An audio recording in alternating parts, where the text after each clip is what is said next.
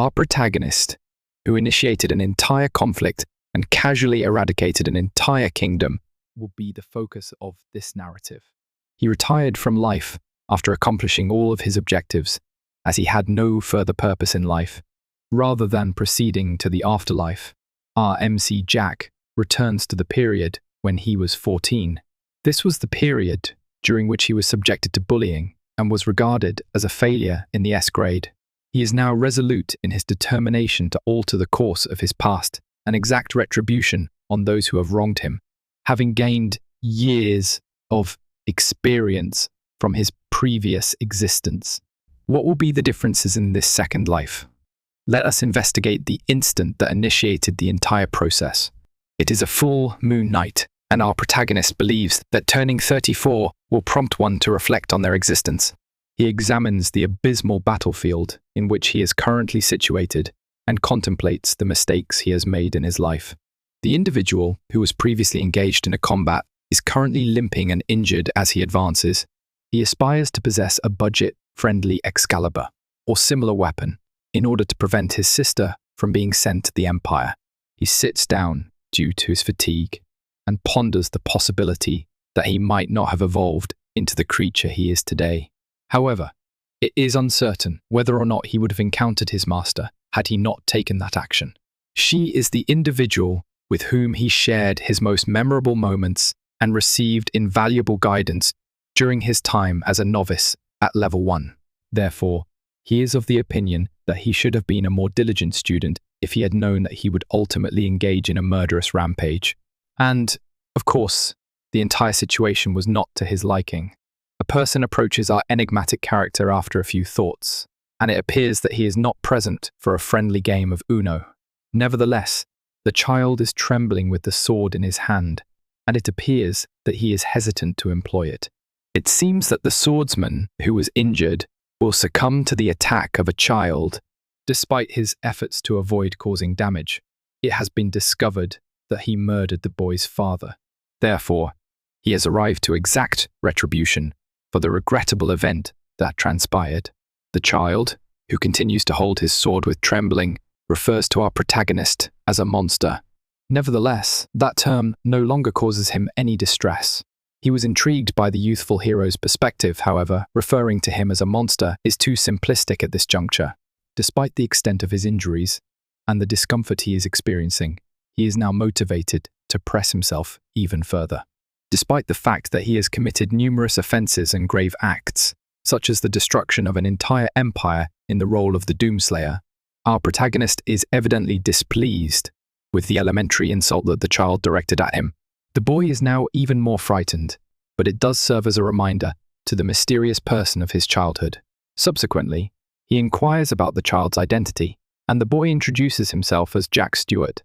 The individual is taken aback by this information, as his name is Jack as well. The lad previously mentioned that he had murdered his father. However, Jack's kill list is so extensive that he is unable to recall any Stewarts. The other Jack now begins to weep, as he required his father, despite the fact that he was not a particularly good one. Nevertheless, Monster Jack is somewhat envious of his father, as he required his assistance. However, he will not offer an apology for his termination. Rather, he provides Boy Jack with the opportunity to murder him. Upon hearing this, Kid Jack's pulse begins to race, and he is in a state of panic. He will achieve his revenge, and be referred to as the heroic Monster Slayer if he is able to accomplish this. However, Monster Jack is capable of effortlessly regenerating and evading. But no, he is not going to do that. The lad advances to execute Jack, but he begins to tremble. He then collapses to his knees, drops his sword, and begins to weep. Monster Jack commends his decision, despite his inability to complete the task, as Boy Jack would ultimately regret it eternally. Initially, individuals would regard him as a hero. From that point forward, the situation will become increasingly chaotic. Therefore, he advises the boy to avoid an existence filled with regrets, as he did. Next, Jack continues to weep, and the other Jack experiences a similar urge to weep. This is likely a characteristic of Jack. In the end, the monster declares himself deceased, and the war is concluded. Nevertheless, the child is perplexed as to why Jack, despite his immense power, led a life of such violence. However, even he is unaware of the response. He then begins to sway, falls, expires, and refuses to provide further details. Jack is at this juncture in the process of losing all sensations.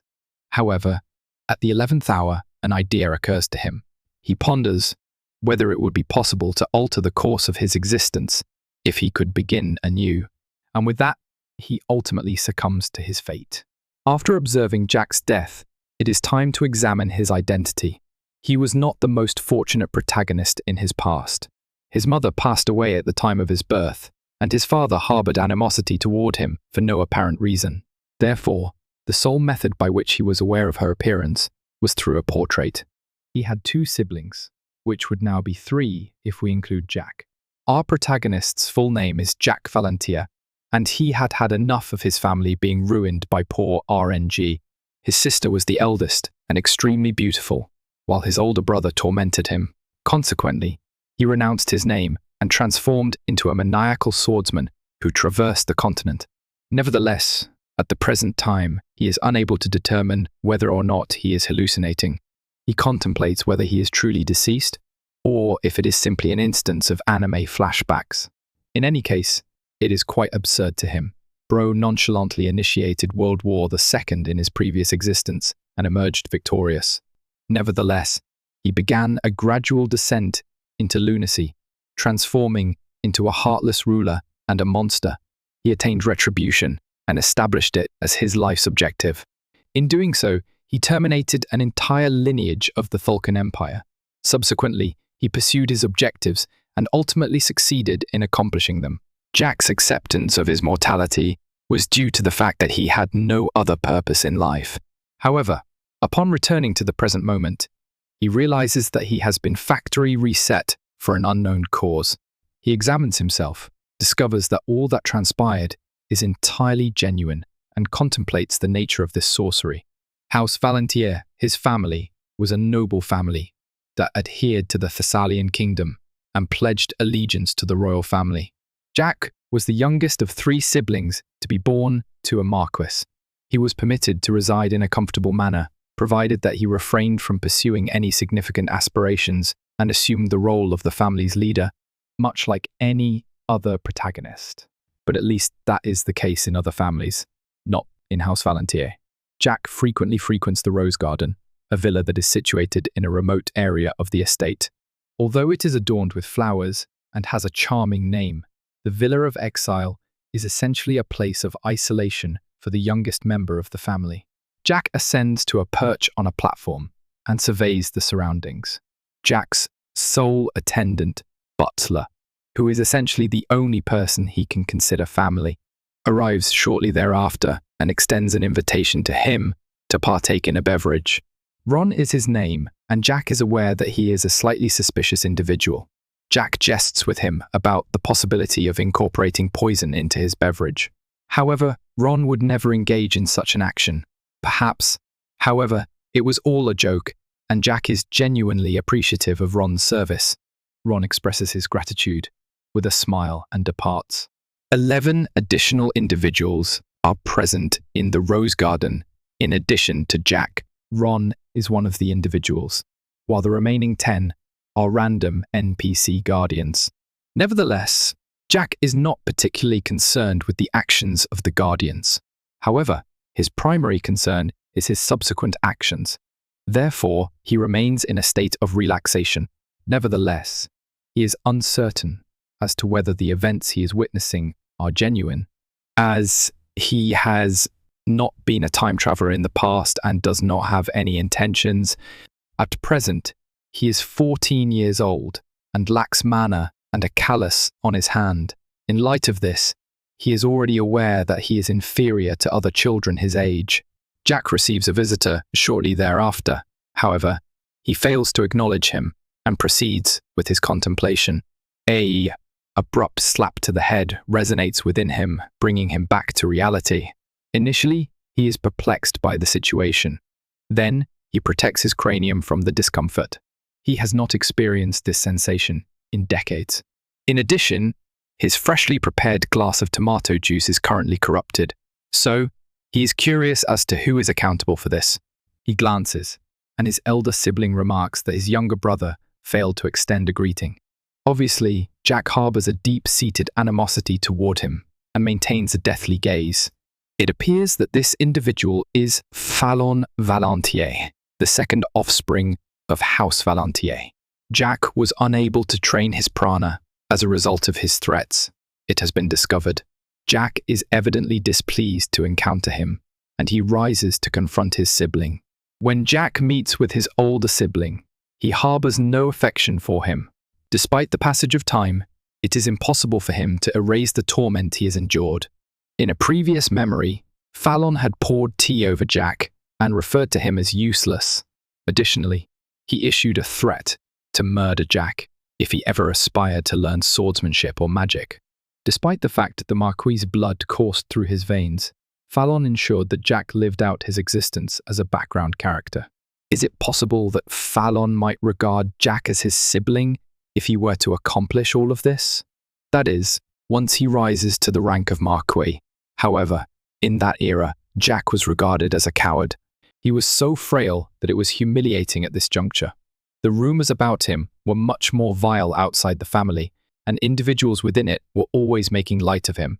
Regardless of his status as a nobleman, even the commoners would ridicule him. Nevertheless, the occurrence of all of this was not a mere coincidence. Fallon and his maternal family, House Mantis, were responsible for this. Nevertheless, Jack has no words to say to him, as the eldest member of the family is a woman. It has been discovered that Jack's elder sister was the sole individual who could be considered kind to him. Although she was 1 year elder than Fallon, she was unable to assume the role of the family's leader due to her gender. Despite the fact that she was the eldest member of the family and was blessed with beauty, she was not as privileged as she should have been, as her destiny had already been determined. She ultimately married a family that her father deemed acceptable, however. She was incarcerated for the remainder of her life in order to deliver children. Fallon is also the individual who exploited her the most, given the way in which her destiny was predetermined. He would discuss her with the Duke's son and the imperial family in a manner that was not particularly family-friendly. Jack glares at his brother and concludes that it would be more advantageous for him to die, bearing all of the aforementioned in mind. Fallon, of course, is dissatisfied with Jack's appearance and attempts to strike him. However, Jack defends himself by seizing his hand. Fallon is astounded by this, as one would anticipate, and the soldiers are equally astounded. Jack Karate throws Fallon into some furniture before he can finish his statement, and Fallon is incensed by this action. Fallon is taken aback by this. All the while, Jack is able to gather himself. Naturally, Fallon is not fond of this. He initiates the process of utilizing his mana and intends to draw his sword against a 14-year-old juvenile who is unarmed. The villa's guardians observe that he is on the brink of utilizing mana and contemplate intervening.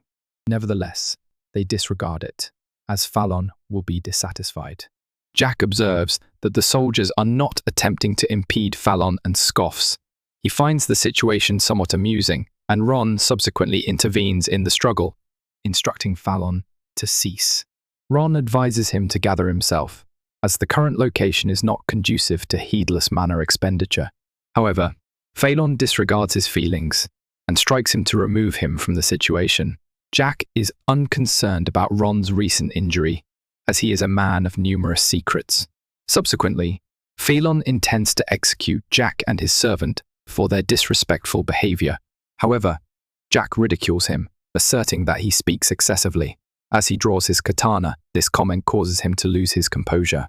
Jack has never trained or possessed any form of mana at this juncture in his life. Nevertheless, he remains adamant that he will inflict this time's pain on his sibling. Jack effortlessly avoids Fallon's sword strike and reduces the gap between them. Fallon, a third circle user, is utilizing a fancy sword that is not commensurate with his actual sword abilities and is encasing himself in mana. Jack contemplates whether it would be more appropriate to simply hurl Fallon as he makes his way toward him. However, in the end, he concludes that his older sibling requires more than mere entertainment. It appears that Fallon has applied fundamental mana to his body in his capacity as a third circle user. Jack ultimately determines his course of action. He slams Fallon's skull into a nearby pillar and grabs his face. Jack, who may have suffered a fractured skull, intends to compensate his sibling for the humiliation he has endured thus far. Fallon is rendered unconscious by the impact of that blow. Presently, that has transpired. The villa's inhabitants are rendered agape by this spectacle. Jack prevents a guard from reaching for his katana. He cautions him with a frigid gaze to disregard that action. If not, it is probable that he will suffer a knee injury. Somehow, this menace proves effective, and the knight retreats. Jack then takes Fallon's hair and drags him across the ground, with that matter resolved. He perceives his sibling as heavy, however. Upon reaching a pool of water, a novel concept emerges. He immerses Fallon's cranium in the pool of water. Initially, there is no response, however. He experiences difficulty after a period of time. Jack believes that he was so astonished that he was unable to utilize his prana. Jack casually drowns his sibling, but he also remembers that Fallon was responsible for numerous other incidents within House Valantier. Fallon poisoned his father shortly after Elizabeth was married. Subsequently, he assumed the title of Marquess and continued to behave as a Class A scoundrel. This ultimately led to the unfortunate conclusion of House Valantier. He never attained anything, and as a result, the family was no longer functioning.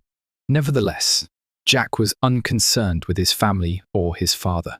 The sole reason he is enraged with his sibling is that Elizabeth's sacrifice was ultimately rendered meaningless. She was a kind and cheerful woman. However, even with that, who could ascertain her emotions as she was being married off to the Empire? She was aware of the consequences and departed for the Empire in order to protect her family. Furthermore, she was engaged to the fourth prince of the Empire, a man who would render a corrupt politician appear as a saint. It is revealed that the individual informed Elizabeth on the day of her nuptials that she is not his legitimate wife and instructed her to partake in the festivities. Additionally, Elizabeth was obliged to endure it due to her devotion to her family.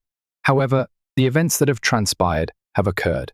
He believes that if he continues to contemplate the matter, he may transform into the Hulk as a result of his wrath. A spectacle that Jack never imagined he would ever see is then revealed to him. His older sibling is in a state of utter terror and is imploring for assistance.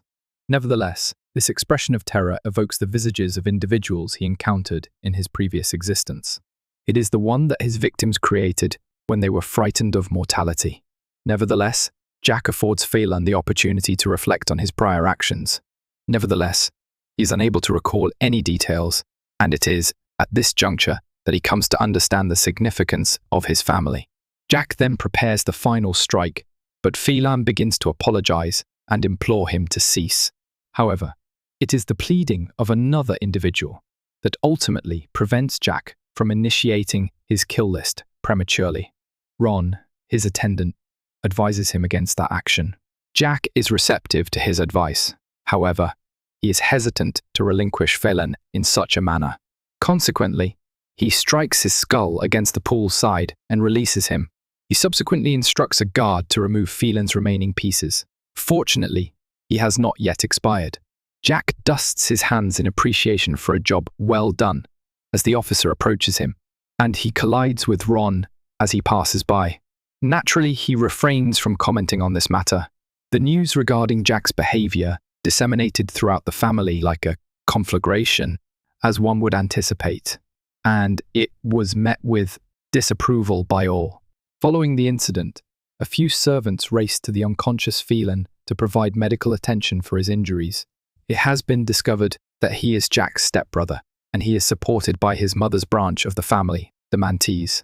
Additionally, he is on his way to becoming the chief of House Valantier.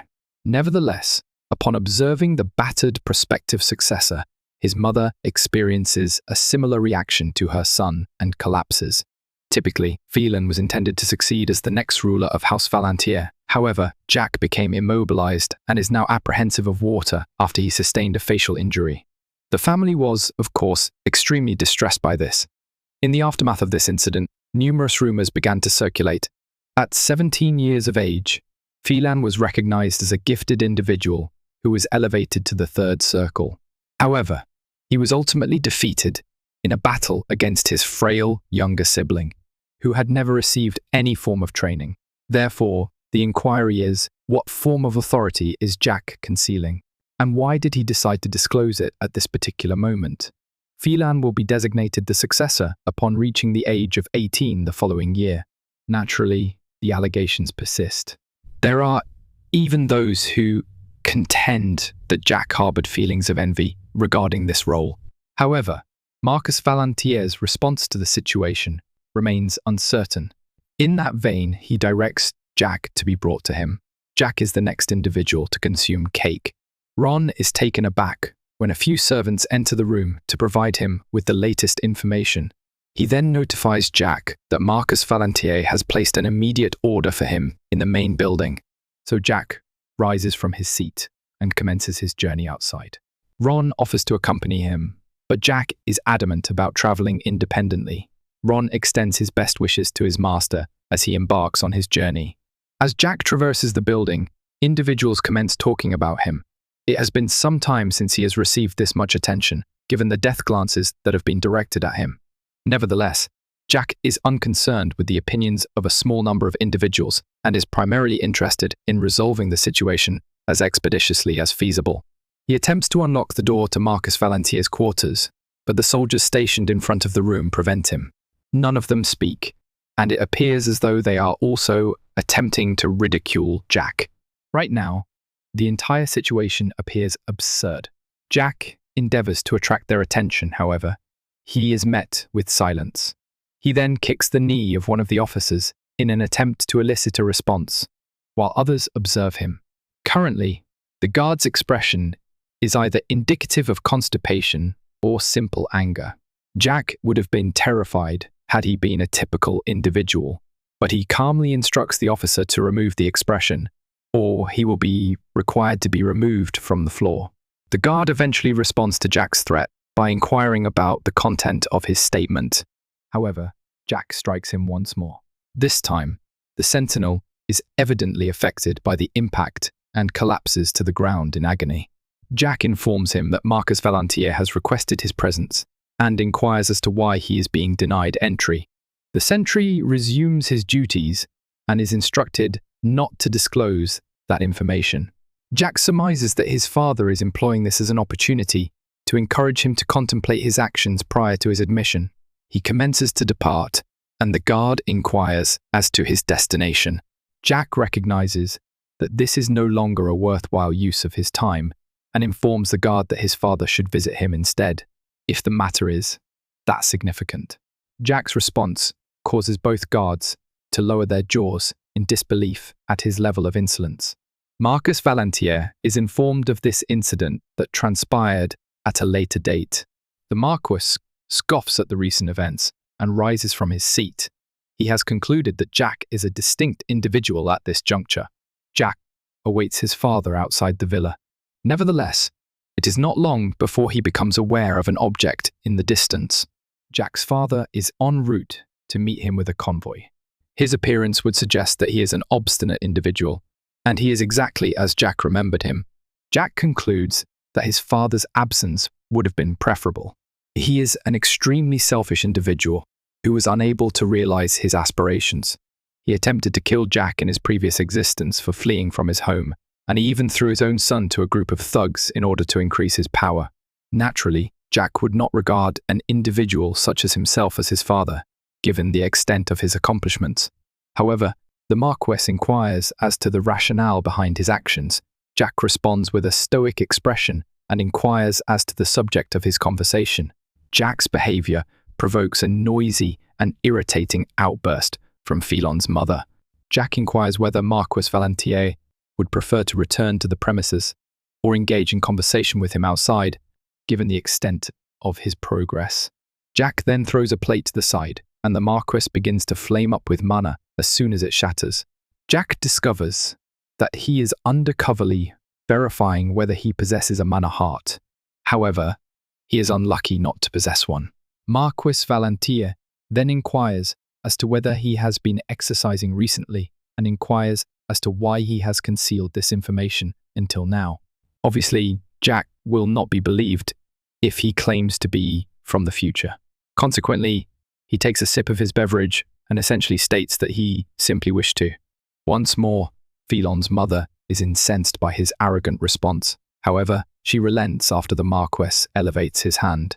In contrast, he concludes that Jack is indeed beneficial. However, this statement serves to irritate him. He begins to question whether he will be regarded as his father's son if he is rendered pointless, given his father's assessment. Marcus Valentier inquires as to whether Jack would prefer to be acknowledged as his son. However, the desire for fatherly affection has long since dissipated. Everyone is taken aback by Jack's decision to decline his father's offer. However, the Marquess proceeds to depart without providing any additional information. Jack is taken aback by his father's abrupt departure and questions the purpose of his visit. Jack activates troll mode, calls out to Phelon's mother, and points out that she has acquired more wrinkles as the convoy heads out. He suspects that it may be due to Phelon and intends to recommend a beautification regimen to her. In line with expectations, she is incensed by this taunt. However, the expression on her face brings Jack unbridled pleasure. Consequently, he sends his cherished family farewell and expresses his regret regarding the Phelon incident. Ron later informs Jack that he has been confined to solitary confinement for a period of 20 days. Subsequently, he reprimands Jack and contemplates the events that transpired within the primary structure. Nevertheless, Jack urges him to calm down and is also irritated by his excessive volume. No one would speak up when Jack was assaulted by Phelon. However, Jack is now classified as a criminal when he engages in this behavior. Jack is uncertain about the nature of the discipline he will endure during his solitary confinement. He also believes that the Rose Garden is a site of solitude on its own, as he scribbles up a masterpiece. However, he will be further restricted than this. Jack's academy will recommence in less than a month, and he is currently receiving this. The mere mention of this academy serves as a reminder to Jack that he will be required to return to school. He will be required to attend the Royal Academy as a result of his age of 14. It is a location where all the noble children of the Thessalon Kingdom attend education, much like any other institution. He is presently in his first year, as Jack was recently admitted, and it takes 4 years to graduate. He has finished his initial semester and is presently enjoying his summer vacation. His master from his previous existence has strong connections to the academy, and he is resolute in his pursuit of a reunion with her, regardless of the circumstances. Jack believes that he must attend the academy in order to become the next Picasso, and he has no time to squander with the Marquise. Jack is perplexed as to how he was able to endure such maltreatment. Next, he calculates that there are 27 remaining vacation days. He concludes that his father desires him to attend school immediately following his punishment, as it requires 6 hours to travel to the academy, and his confinement lasts for 20 days. Nevertheless, it remains challenging for him to comprehend how he was able to return to the past. Jack inquires of his attendant regarding his confinement after completing his artwork. Ron initially hesitates to disclose his intentions, however. After some gentle encouragement, he discloses that he will be imprisoned in the same facility as the domain's offenders. In other terms, a prison. Jack becomes disheartened upon hearing this and is incensed by his father's decision. Typically, the academy's aristocratic children experience vacation as an extension of their academic studies. For example, prior to his cranium being fractured, Phelon consistently attended social gatherings during his vacations in order to establish relationships with other nobles and interact with his vassals. Then there is Jack, who is currently incarcerated and has never had the opportunity to experience such opportunities. Additionally, he harbored no enthusiasm for the title of Marquess. It was almost as though House Valentier never accepted him as a member of the family, given the course of his life. It was discovered that Jack had already departed for confinement prior to the knight's arrival. Ron wept as he was led to his cell while being restrained. However, Jack resolved to depart promptly in order to prevent Ron from devising an additional method to further humiliate him. In the present instant, Jack is in his cell, and it is not as bad as he had anticipated. It is equipped with all the essentials, including a bed, a restroom, and 3 meals per day. However, there is a caveat, as this is a prison. The bed sheets appear to have been in place since the dinosaur era, and the food appears to be lunchly in its most pristine form. Jack detests the situation in its entirety, regardless of his perspective. It has been discovered that nobles who possess a domain have the authority to use their own laws to penalize the citizens. Therefore, this essentially implies that the lord of a domain may exist as a king. Despite the fact that Jack is still the son of Marquis Valentier, his father abandoned him and even incarcerated him. Jack is uncertain as to how the family will compensate for the loss of their precious golden infant. Initially, he anticipates that they may claim that he employs a venomous artifact. However, this would likely be perceived as overly simplistic. Therefore, he formulates an alternative scenario. In this instance, he acquired dark magic as a result of his avarice, and subsequently, Phelan apprehended him and attempted to educate him.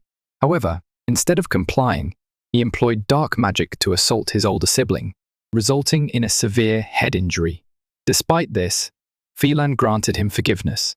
Jack is certain that this is the type of scenario that the Marquess and Marchioness are preparing. Jack is compelled to leap off a cliff at the mere mention of this. This idea causes him to become extremely agitated, and he intends to escape after a few days.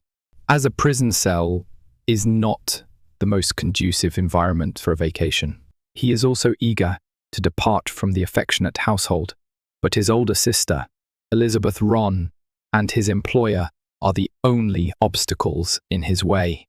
However, his present physique is exceedingly fragile, with a height of approximately 5 feet 5 inches and a weight of 121 pounds. From his perspective, the world is essentially a wilderness that functions on the principle of survival of the fittest. He believed that his resilience was the sole reason he had survived in his previous existence, and as a result, he obtained everything he desired. However, unlike a specific individual from World War II, whom I will not identify, he does not intend to pursue genocide this time. However, there are still certain matters that require his attention. At present, he requires both time and power, which he can acquire at the Academy. In the interim, he intends to secure the authority he once possessed by recruiting the talented individuals of the Academy. Then, he will be able to safeguard those who are important to him, Ron, Elizabeth, and his master. Therefore, it is incumbent upon him to execute the necessary actions. Jack, subsequently, generates a flash with his hand that appears to be mana. Mana users are classified into 10 ranks on a global scale. The consumers in the 1st through 3rd circles are novices. Students in the 4th through 6th grades are considered experts. High circle mana consumers are the 7th through 9th positions. The final 10th circle users are referred to as masters and are regarded as superhumans at that juncture. In reality, Jack required a location where he would not be observed, and it is reported that it requires 2 hours to construct a single mana circle. Jack generates an orb of mana in his hand, and deduces that it is due to the fact that he initiated mana training at the age of 17. He engages with it for an extended period of time, until the sound of footfall serves as a warning. He promptly vanishes the mana orb, as he is unable to disclose his secret at this time, and he is uncertain as to its identity. He feigns sleep and speculates that the Marchioness may have arrived to shriek his eardrums out. However, it is impossible for the footfall to be hers, considering their sheer lightness. This individual halts in front of Jack's cell phone and addresses him. Upon hearing this, he flinches and immediately rises from his bed, as it is a voice that he is familiar with.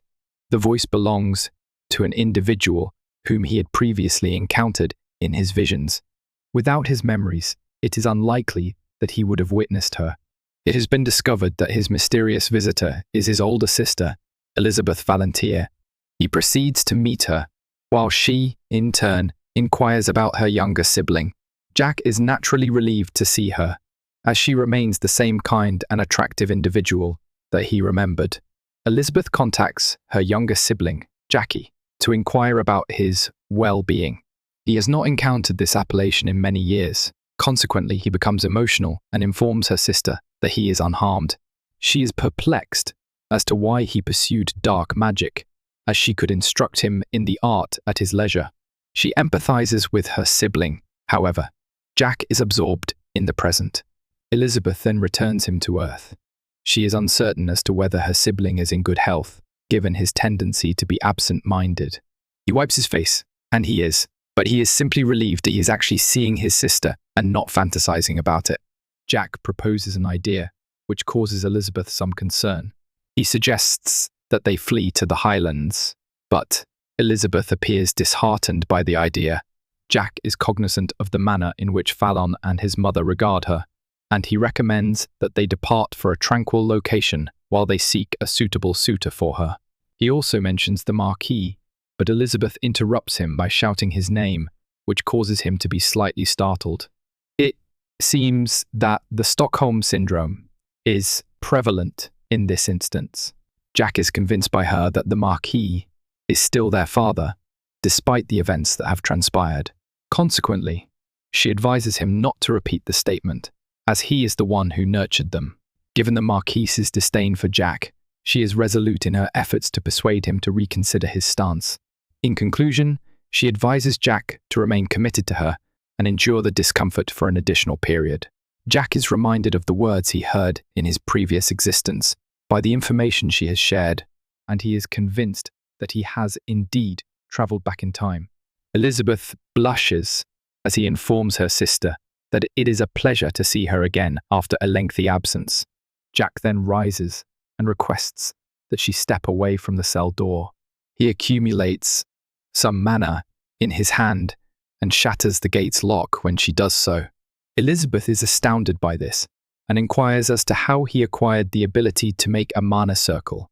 Jack hurries to her and embraces her while she is still perplexed. He begins to weep and tenderly apologizes to her. However, Elizabeth remains bewildered by his conduct. Therefore, she restricts him and is even more concerned about her brother's well-being. Jack once more informs her that he is unharmed and embraces her. He assures her that the situation will be distinct from the previous instance and that he will ensure that she leads the life she desires. Elizabeth commences to press Jack on the back after hearing that. Nevertheless, his conduct toward Elizabeth is not entirely without justification. It has been discovered that, in his previous existence, he questioned the fourth prince, who was the individual who married Elizabeth.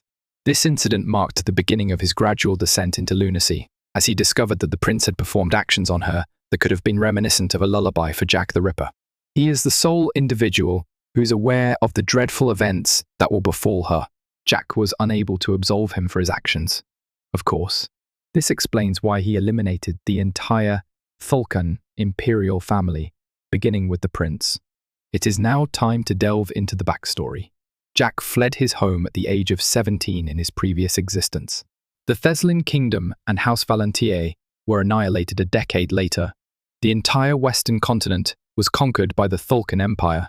Nevertheless, there were still a handful of House Valentier survivors. Elizabeth was taken aback when she discovered that her family was being held in custody. She then fell to her knees and implored the fourth prince to protect them. Regrettably, she was not the prince's legitimate spouse. Consequently, he pushed her aside and disregarded her request. Nevertheless, Elizabeth maintained her resolve. For an entire 4 days, she even engaged in begging in the rain. Ultimately, the emperor and fourth prince granted her request due to their compassion. At the very least, that was the optimistic account that was communicated across the continent. Jack had uncovered the genuine truth. Elizabeth later returned to express her gratitude to the prince for his generous gesture. However, it transpired that it was not as benevolent as initially thought. Despite the fact that he spared her family, he informs her that he has the ability to effortlessly destroy them and uses this information to blackmail her into doing whatever he desires. Subsequently, it may be assumed that she belonged to the streets. She was not only the fourth prince's plaything, but also that of the emperor and third prince. Consequently, the legitimate spouses were compelled to take action. Elizabeth was abandoned by the fourth prince after a period of time.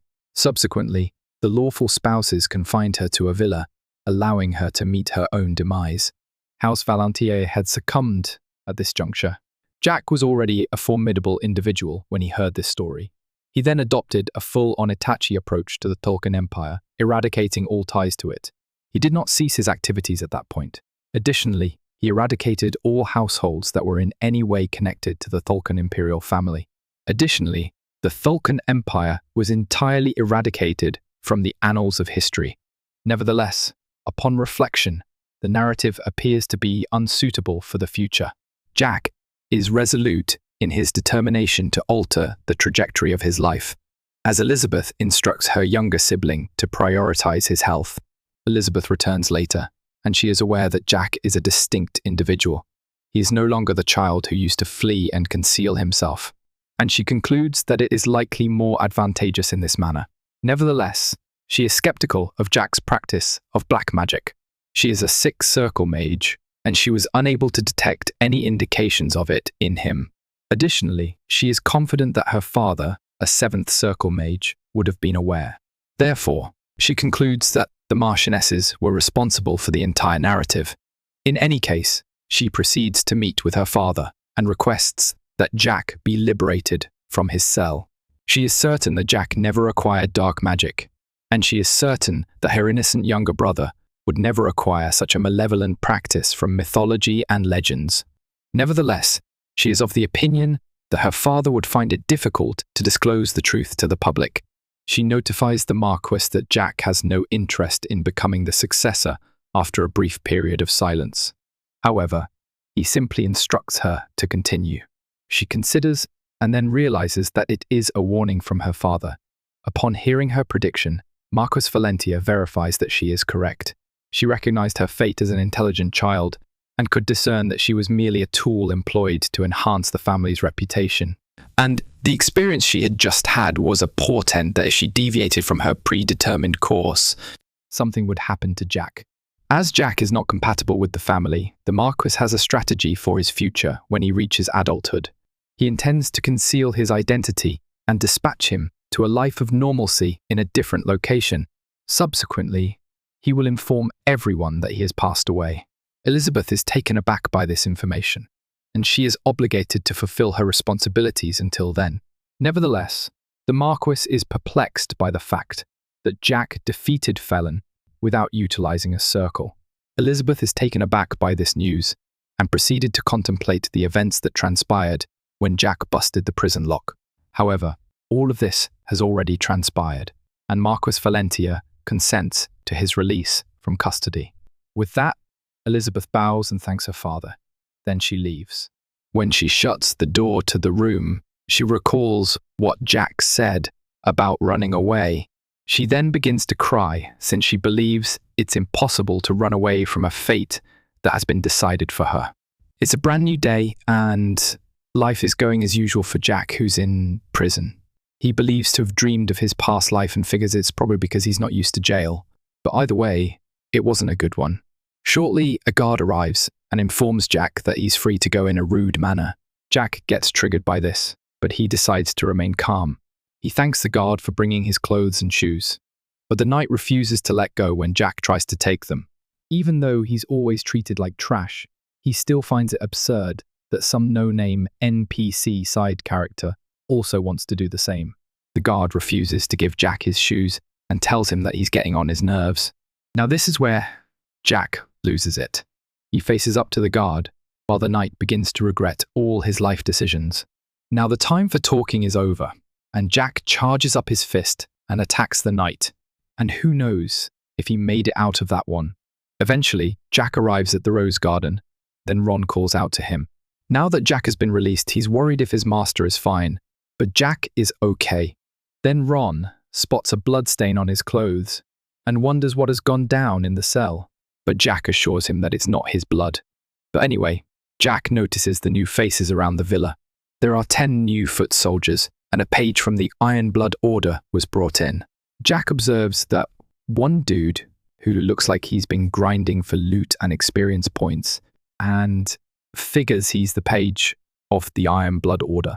However, Jack pities him since babysitting wasn't what he had in mind when he became a knight. But then, a guard comes over to report what happened in the cell to that knight. After hearing that, he heads over to Jack and asks for his story on what happened. The fact he's polite is enough to shock Jack. However, the knight is a bit nervous. But he mentions the fact that the victim guard had lost a finger and an eye when Jack was done with him. Ron doesn't believe him, but the knight figures that he has the right to inquire. Then Jack switches into villain mode to respond, leaving the knight shocked to hear his reply. From his movement, mana sensitivity, and position of his feet, Jack can easily tell he's a fourth circle. It turns out this person is from House Mantis, the same one as Fallon's mother, so he switches up for him. The page finds his response to be too harsh for no reason. Even Ron steps in to make Jack cool it. But anyway, with an annoyed expression, Jack states that the page's job is to watch over him and tells him to sort out things outside of that on his own. So he has to watch over Jack, and even if Jack ends up causing trouble, he believes that the page should be begging him to stop. And with that, the knight apologizes. Now that's settled, Jack begins to leave and tells the page to sort out the issue of the guard on his own. As he goes on his way, Jack instructs his new guard to take all complaints to the Marquess. On top of that, he finds it annoying to call him a page, so he demotes him to Chickling and tells him to come to him the moment he calls. And with that, he pats Ron on the back and they both leave. On the other hand, the page begins to wonder what he has just signed up for. On the way back, Jack's stomach begins to rumble and he tells Ron that he's craving some meat. So Ron goes to make preparations. A while later, the meals have been prepared. So Jack begins to eat, and he enjoys it. He commends Ron's skill as a chef. While Ron thanks his master for the compliment, he does look nervous. Jack prompts him to say anything he has left to say, but Ron says it's nothing. So from there, Jack offers some food to Ron and asks him to join the meal. Jack asks Ron to join him for a bite. After some hesitation, he declines, since he believes he's not worthy enough to eat with his lord. However, Jack insists and adds that he has something to tell him as well, so Ron finally agrees. Jack wonders how Elizabeth's been doing, and Ron replies that she's all right. Then Jack presumes that Ron is aware of Elizabeth's current problem, and the mention of this startles Ron a bit. He says he's not sure what he's talking about, while Jack takes a fork of spaghetti. After that, he comments on Ron's talent as a chef again. The main reason Jack has been able to eat food safely in the past was thanks to Ron. He always made sure that none of the cooking ingredients were ever poisoned. Ron is surprised Jack knows about this, but that's not all he's hiding. Jack also reveals he's a ninth circle magician at the moment, and this accurate guess leaves Ron speechless. He's also been around ever since Jack's mother has been alive. Even though Jack has never seen his mother, he's sure she was a nice person after hearing how his older sister takes after her. And not only that, Ron has also been protecting her from the shadows. The fact a ninth circle magician is a servant sounds ridiculous, but it's actually true. When Jack ran away from home in his past life, Ron escorted him and they had to escape from pursuers. The Marquis had hired to kill Jack. It turns out the people chasing them were a part of the Ironblood Order, the same one as Mr. Chickling from earlier. At the time, the commander was a ninth circle swordsman, and Ron eventually sacrificed himself to protect Jack. Apparently, Jack was scared of Ron since he was a ninth circle user in charge of protecting his mother. As for his mother, it turns out she wasn't a commoner and no one knew about it, not even the Marquis or Ron. But either way, Jack decides to forget about it because what's more important is who Ron is currently. Ron finally speaks and wonders what his master wants. So Jack explains that he wants him to protect Elizabeth since he's one of the few people he trusts. However, Ron believes she's capable of handling herself since she became a sixth circle at 18 years old. But the problem is that she's too kind and will easily sacrifice herself. Sacrificing for the family is the one thing Jack doesn't want her to do. Jack will be leaving for the academy on the next day and doesn't plan to come back unless it's an emergency. So he tells Ron to guard her for the next 4 years, and after that, he should live his life according to how he wishes. Ron wonders why 4 years. But Jack responds by that time he'll be strong enough to protect Elizabeth by himself. Just as he's about to reveal who he's protecting her from, there's a knock on the door. Even Jack is annoyed by this cliffhanger, but he tells the person to come in. The door opens and the person comes in. It's the page from the Iron Blood Order, and he came to report what happened to the guard. The injured guard was sent to a medic. And as for what happened, we get a beautifully made up story of how the guard cut his finger in training, lost control of his sword, and poked his eye with it. So Jack ran away after seeing that. After hearing this is going to be the recorded story, Jack commends the knight and teases him as the dog that he's been demoted to.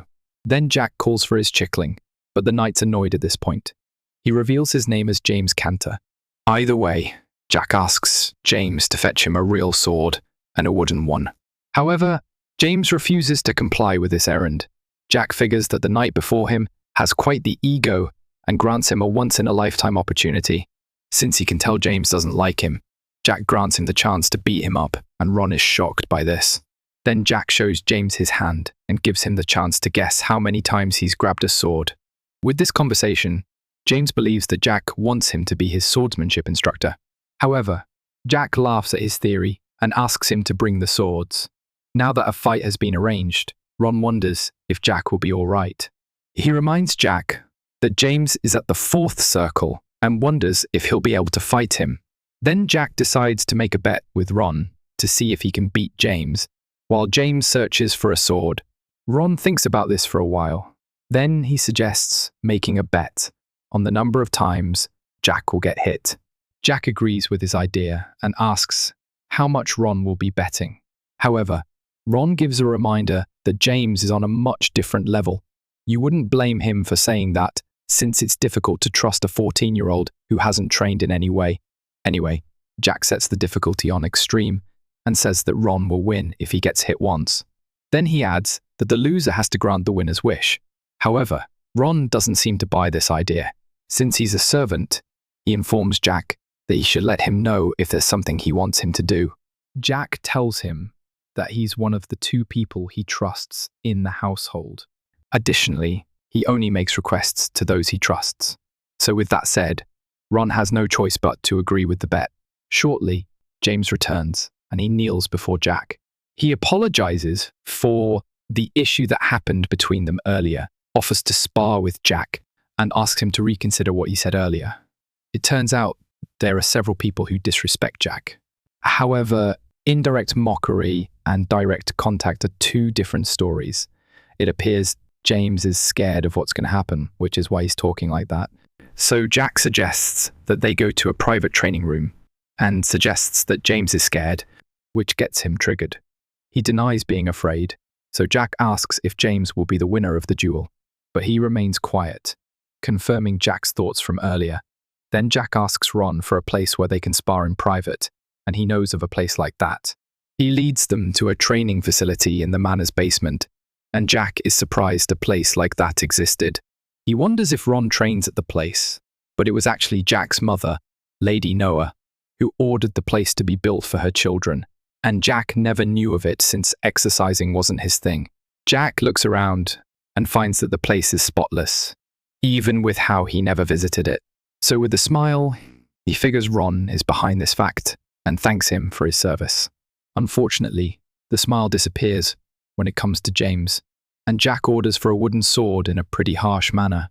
Now, with a sword in hand, James points out that Jack seems used to holding a sword, but with the amount of people he slayed in his past life, of course he would be used to it. So he thanks his opponent for the compliment and charges at him. Jack swings his sword, but James blocks the attack easily. He believes Jack is a novice and plans to suppress him with a few tricks. But while he's still planning his moves, Jack has already won the battle by pointing his blade at James's jaw. Of course, everyone is surprised by this swift action.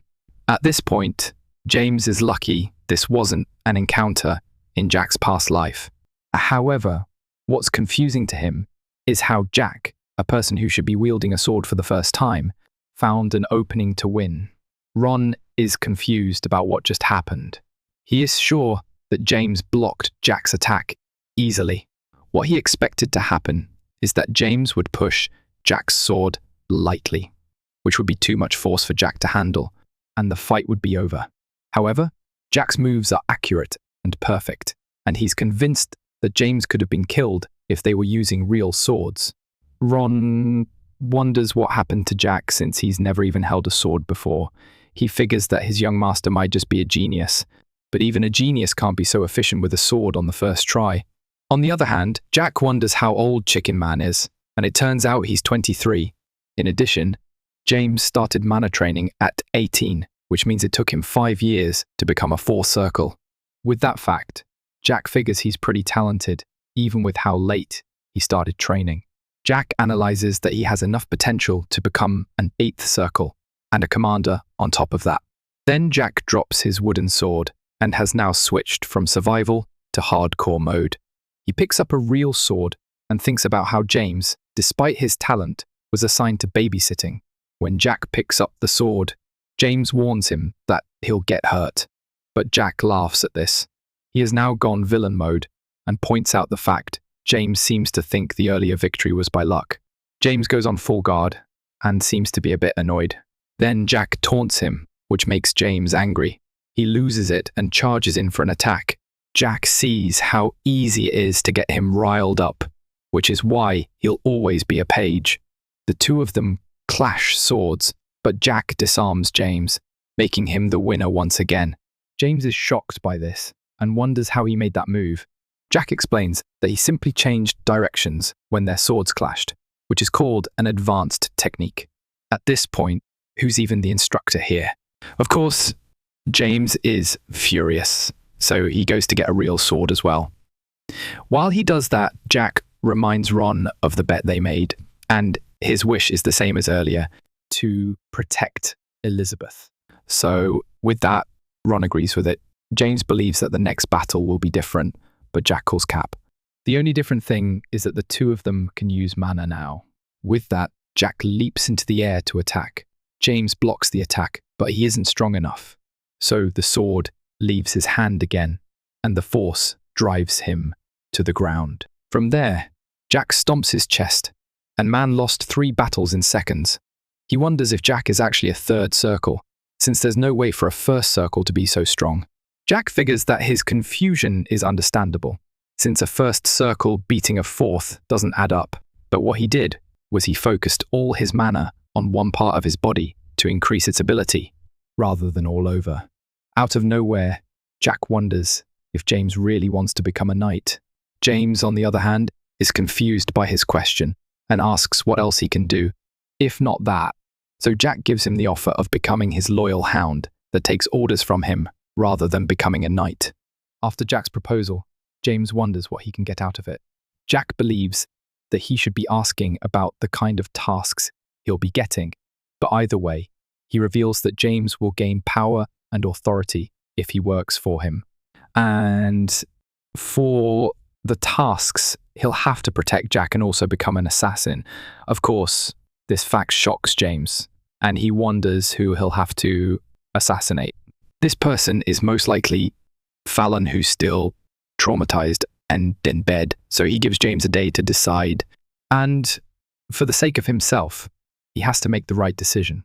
A time skip later, while Ron gives Jack a massage, he suggests that his master is being a bit too reckless by trusting James. But obviously, there's nothing that will make Jack trust him. He already knows that James is on the way to report everything to the Marchioness. Since Jack is leaving the next day, Ron believes she might use that as a chance to kill Jack. However, Jack knows that's not possible.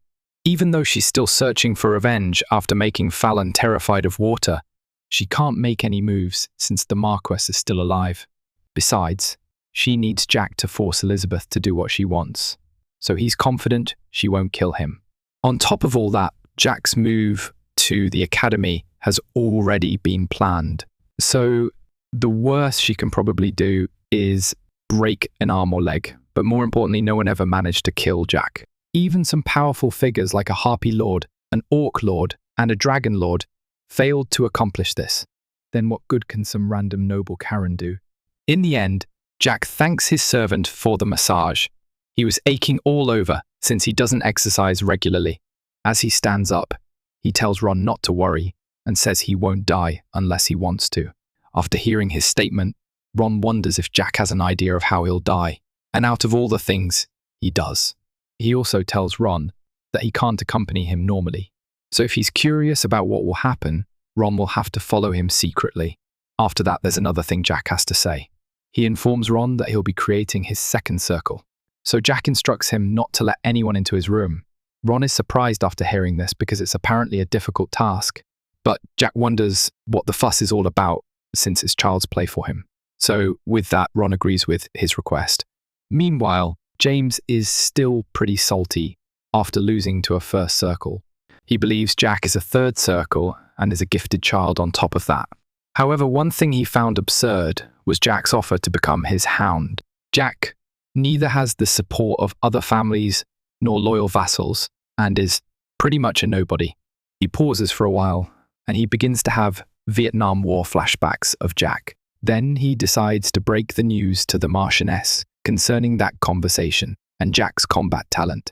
Now he sees this as a way to get a secure ride to the top. While Jack may be a genius, James knows that he won't be able to overthrow his family unless the plot armor works for him.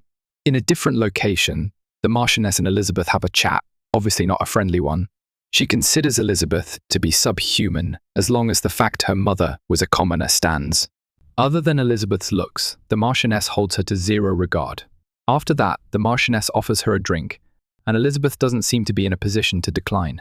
Elizabeth rejects the offer because she doesn't believe she can drink before the Marchioness.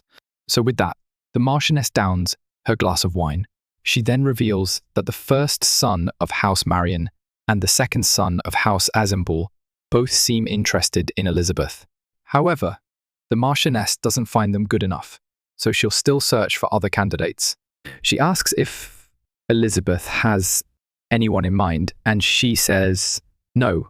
It's a good thing she did, because that would have been the end of that character. Now, the next topic is Jack, who appears to be causing trouble.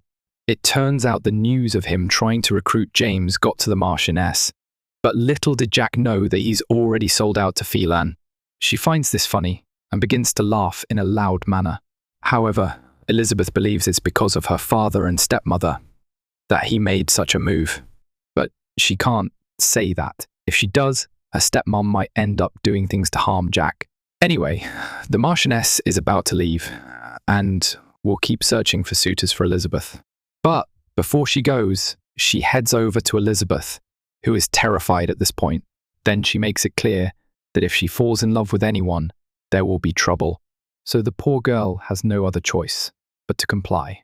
With that said, Elizabeth now has to go for supper with the family. In the dining hall, the table has been set with food, so the family have their meal in a silent and gloomy environment. However, the doors burst open, shaking up the mood a bit. It's Jack who comes in like a ray of sunshine into the hall. Of course, some people are surprised and others are disappointed, but Jack wants to join in for dinner since he is a part of the Valentine family. After all, apparently, there are two ways to use mana. The first way is to circulate mana through the body to make the user faster, stronger, smarter, and all that. The second way is the nerd approach, where one can apply some formula to mana and give it shape. This allows them to use all manner of spells. This is why mana users are divided into swordsmen and magicians, and Jack here falls under the swordsman category. Speaking of Jack, a few minutes earlier, he finished creating his second circle as a swordsman. Ron has a very surprised expression since it took him 2 months to become a second circle. Normally, it would take 4 months to achieve this. So doing it in 2 months is actually impressive, but still, it's nothing compared to doing it in just 5 hours. Jack asks for the time, and it's 5:48 in the afternoon. Jack is shocked by how much time has passed. Then his stomach begins to growl. Just in time, since it's time for dinner. Rather than having his usual steak, he wants to try something different. He figures that it's also dinner time in the main building, so he makes up his mind to crash the party. At the same time, he also wants to reveal he'll be leaving for the academy on the next day.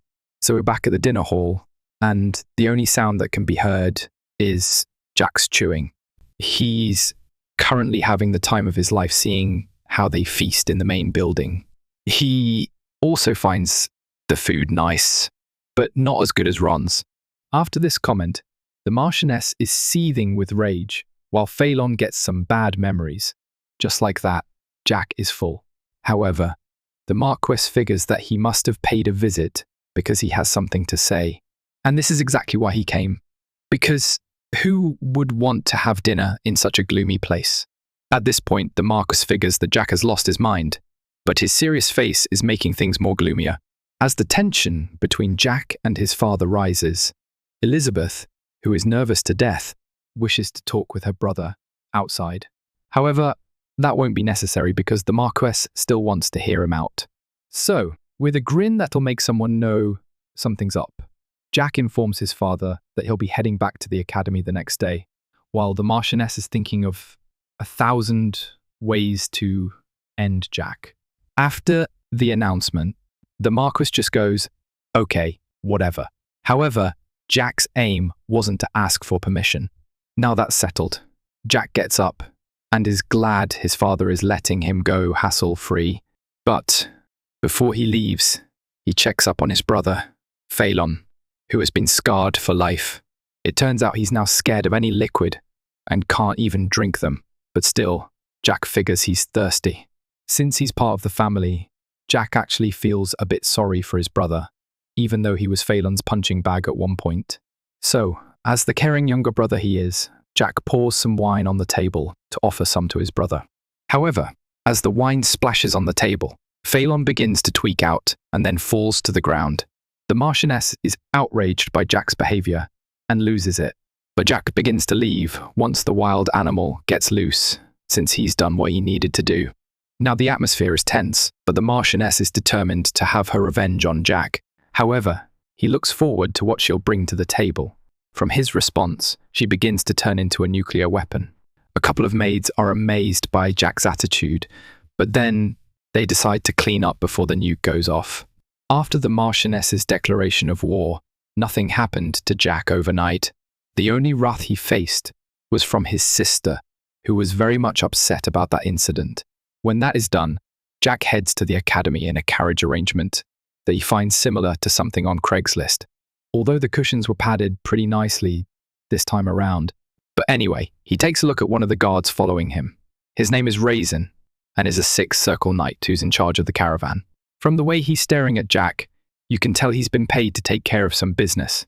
It turns out Elizabeth also came along to keep an eye on her younger brother and wants to go with him. But Jack believes he'll be fine. Her instincts believe their stepmother is up to something, so she wants to come along. But Jack insists that there's no need for it. Besides, he's confident that he's not dying anytime soon. Even with that, Elizabeth wants to follow along, but Jack instructs her to go back.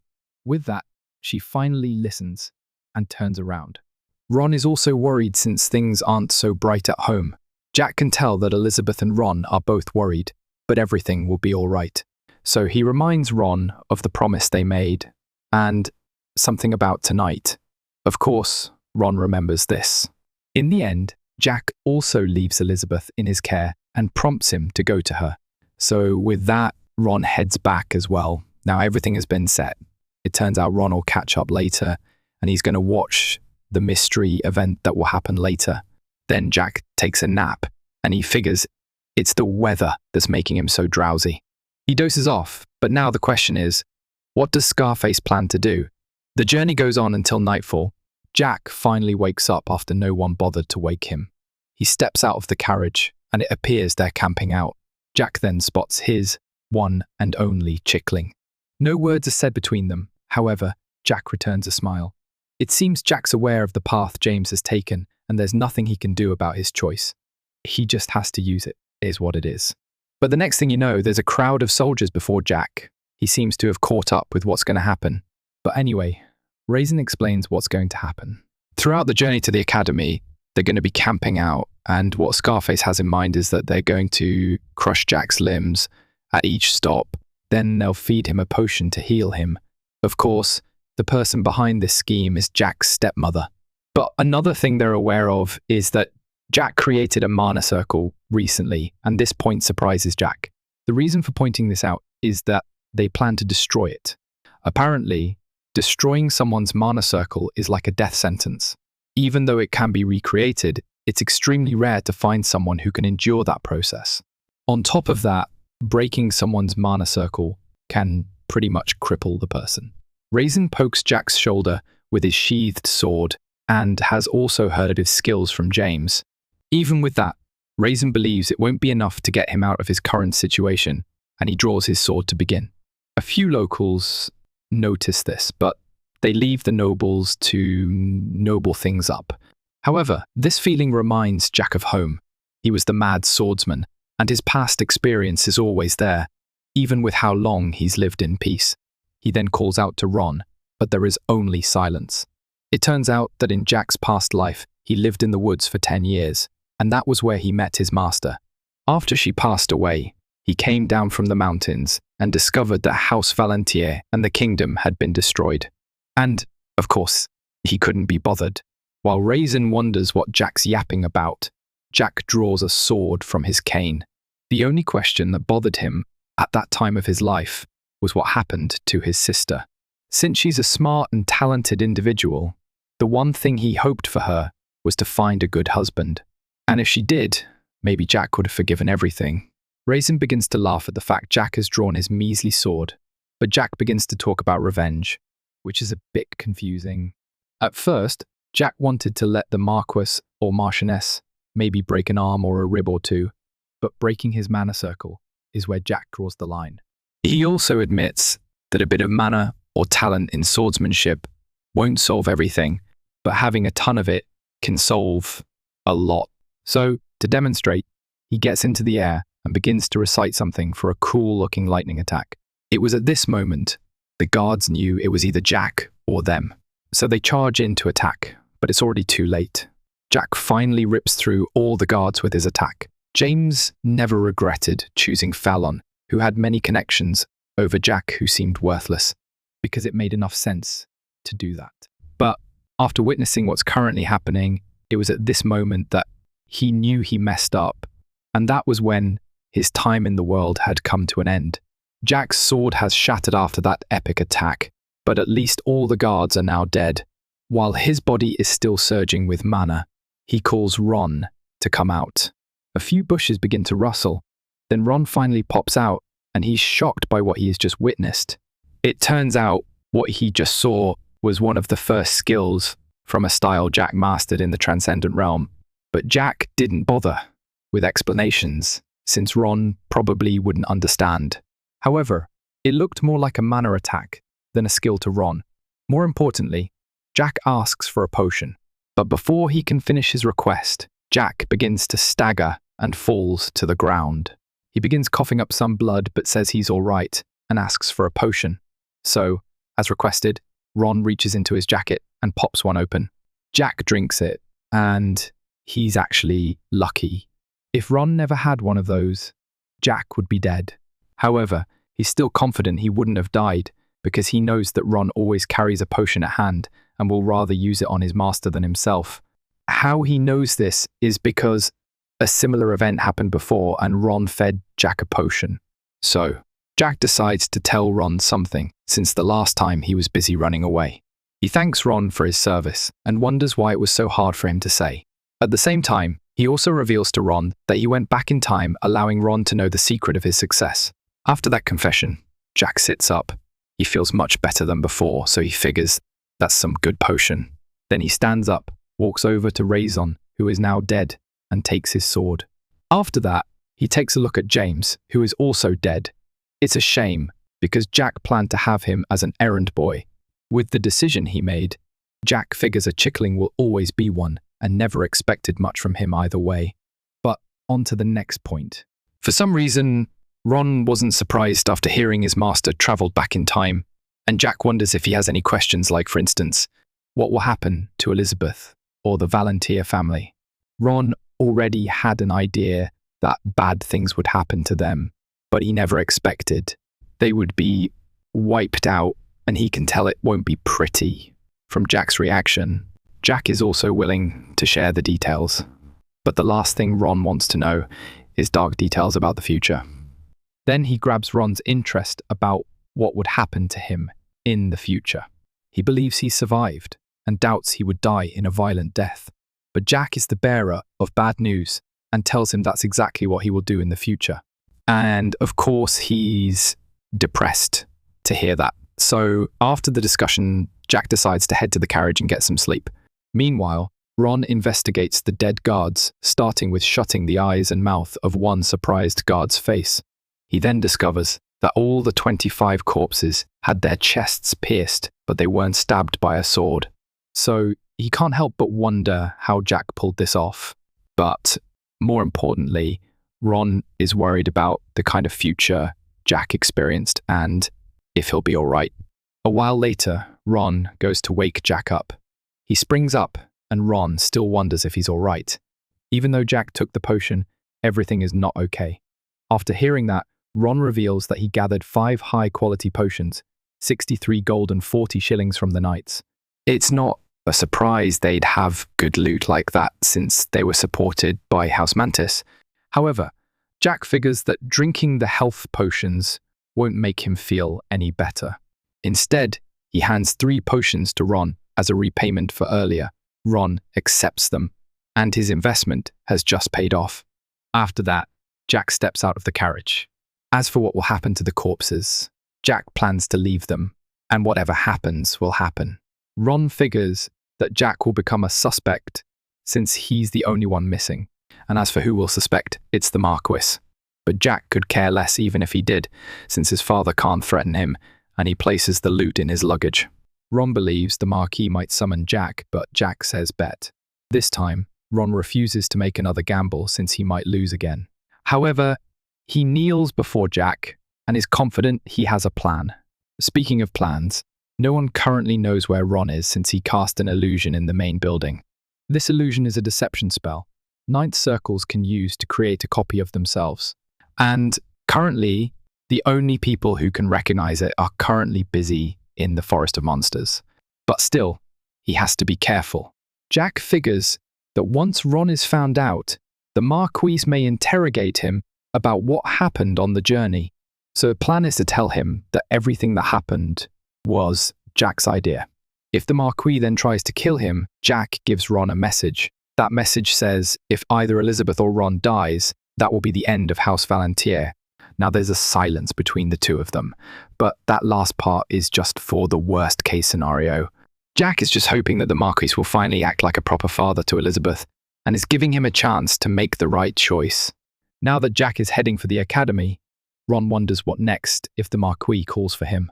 But fortunately for him, there's a rule at the academy that won't allow anyone to return home unless it concerns the death of a family member or the family head. So with that in mind, Ron decides to head back, although he's a bit disappointed because he wants to accompany Jack. While that would be great, it's not the best move. So Jack pats his shoulder and tells him to be careful of monsters on the way back. This will probably be the last time they'll meet until 4 years are up. So he asks Ron to take care of Elizabeth. After Ron leaves, Jack plans out his journey to the academy. Since it'll take 4 days to travel by road, he wonders how long it might take if he travels through the forest. He then observes that the forest area isn't so rough, so he concludes there's a village nearby. With that, he prepares a horse and struggles to get on it. Of course, one of the challenges of being a midget, once he gets on, he makes his way through the peaceful scenery that is way more calm than what happened earlier. Plus, he doesn't want to head straight to the academy. What's currently on his mind is searching for his master, Valentine Milrose. It turns out she was the one who made him the person he currently is and gave him the strength to get revenge. She was also the strongest dark magician at one point, and her name was the new definition of fear to everyone. So Jack heads on his way while his heart is racing, and he wonders about it since it's been a while since he experienced that. Eventually, Jack arrives at the town of Arbeloa, the domain of Viscount Arbeloa, who's a vassal of House Assemble. He then arrives at an inn and also spots a few children. From their joyful expressions, he believes that he's found a nice village. Jack then steps into the inn, and it's also a cheerful place. He's then welcomed by a random dog, and from there, he finds a place to sit. Shortly, the innkeeper welcomes him and asks for what he would like. From how jacked she looks, and the scars on her face, one would think she's a mercenary. But anyway, Jack pays for a light meal, a drink, and also asks for his sword to be retrieved from where his horse is. But it turns out Jack overpaid for his services because the lady is fine with just 1 shilling. She offers to bring him some food with a bonus. Then Jack chooses milk as a drink since he's obviously underage. However, it seems the lady's cheery attitude is bothering him a bit. Now Jack's order has been made. She heads off to get them. Jack figures that the place is lively probably because it's a peaceful town to live in. Anyone can tell he's an outsider, but surprisingly, the lady didn't try to cheat him. Although this time of peace was before the war broke out. Shortly, Jack overhears a discussion. It's about a large-scale operation that involves wiping out monsters completely. While the reason for this is unknown, the Thulkan Empire isn't doing anything about it. Plus, this cleanup is a heavy investment involving 20,000 mana users. At the current moment, most of the Iron Blood Order, the elite troops of House Valentii, have been assigned to the Forest of Monsters. It turns out the king of the Thesling Kingdom drafted a large number of soldiers from each family and made them go for the monsters in the forest. This forest is at the base of a mountain called the Grand Range, and it's a place full of orcs, goblins, elves, and all other kinds of fantasy creatures. Apparently, they use various remains of these monsters for armor, potions, and all other kinds of things, including things for beauty, and even turning elves into pets. Of course, taking over a neutral area that isn't under threat is just people being greedy. However, Jack is aware that this subjugation is guaranteed to fail. It turns out the Iron Blood Order lost 1/3 of their knights after this failed expedition and was a complete failure. As a result of this, the king lost the support of both the people and the aristocrats. Jack recalls that this canon event made the kingdom to start dividing. Then, a civil war breaks out. Before Jack can finish his train of thought, someone slams his cup on the table. He seems to be on the right path of how incompetent the king is. He continues his rant, but another man stops him from saying anything more because the price for speaking against the king is death. It appears our random guy had drank a bit too much, which led to his outburst. Jack commends the dude's courage for speaking against the king, since that's a one-way ticket to losing your head. Then a conversation piques his interest. It's about the youngest son of the Marquis, aka himself. The rumors of him using dark magic has also spread to this village as well, along with him being sent to jail. While Jack listens to this, they continue to laugh at and insult him. Then the innkeeper comes over with Jack's meal, wondering what he thinks is funny. He's confused by what she's talking about, then finds out he was smiling without knowing. The lady then takes a seat, since she doesn't have much to do. Jack reveals what he overheard about the last son of the Marquis being an idiot, and he was just listening to it. Normally, most people draw conclusions based on rumors of things they haven't seen for themselves. But as for Our Lady, she prefers to see things firsthand. However, Jack informs her that those rumors can be true sometimes. After that, Jack takes a slice of pie. He tries it and thinks it's good, but not up to Ron level of good. However, based on the lady's opinion, seeing how handsome the youngest son of the Marquis is compared to the rumors, she doesn't believe these ones about Jack. After hearing that, Jack realizes something. From the lady's scars, muscular build, and regular customers who are mercenaries, he figures that she's the branch manager of an adventurer's guild. She's shocked after hearing this, but it seems Jack is right. He didn't just make a lucky guess. Apparently, each village has its mercenaries who are looking for work. They undertake a variety of jobs, ranging from fighting monsters all the way to finding lost cats.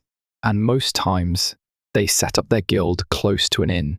So, with that, Jack is curious why an adventurer's guild branch manager is running an inn, but this is the lady's full-time job. Since work is hard to find, she has to hustle one way or another. The inn is actually a lodging facility that is run by the Adventurers Guild. So Jack commends the lady for thinking of this. In House Volunteer, Jack is known as that one useless child. But here, he's just another topic for the mercenaries to gossip about. So he wonders how a guild branch manager of all people could notice him in a remote area. Then it hits him. He recalls the time when he just found the village. When he arrived, the guards stopped him to do the usual security checks, but he showed the crest of his family, which is his get-out-of-jail-free card. The guard gets shocked after seeing this and begs for forgiveness for not recognizing Jack. Then they granted him a smooth entry. Jack realizes that the guards must have told the guild manager about him. While that's regarded as dangerous, she was kind to him. Not only that, she also heard all those rumors about him, but she still treated him like a normal human being, unlike his brother or the knights at home. After the lady thanks him, she puts out her hand for a handshake and introduces herself as Jane Arbeloa. Jack shakes her hand, but after hearing her name and the name of the domain, he figures she's from a noble family. It turns out she's the third child of the family, and her oldest brother is the lord of the domain. Normally working with mercenaries is a job for commoners, but Jack is fascinated that a noble is doing it. Nobles usually have their daughters marry someone at a young age, but that wasn't Jane's case. She enjoyed her current job, plus no one in her family wanted her to be sold off. Jack is fascinated after hearing that, however. He wishes his own family was like Jane's.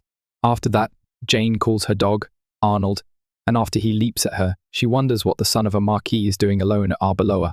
Jack doesn't believe he needs guards, and this response shocks Jane. After hearing that, she figures that he's nothing like the rumors she heard. But anyway, since Jack has a long journey to make, he wants to hire protection. As for how many people he'll hire, he needs 5 people, and they'll have to be experienced with camping out and cooking. Then for the payment, Jack plans to pay 2 gold per person in advance, and an extra 3 for each person when they arrive at the destination. After hearing that, Jane's face lights up like it's Christmas.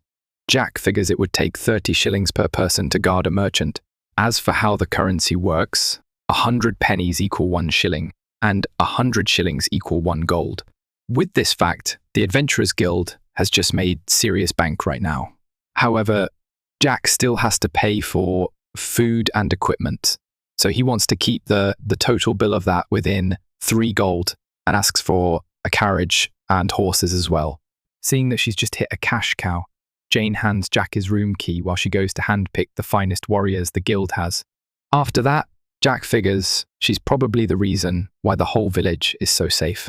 Jack finally arrives at his room, and the first thing he does is to lie in his bed since he's exhausted. He plans to take a shower first, but he's already fallen asleep. Later on, Jack has a dream. In it, he's in some kind of cave. He's with his master who pities him and asks Jack if he wants to remain powerless. And obviously, Jack is fed up with being weak. He wants to change this about himself.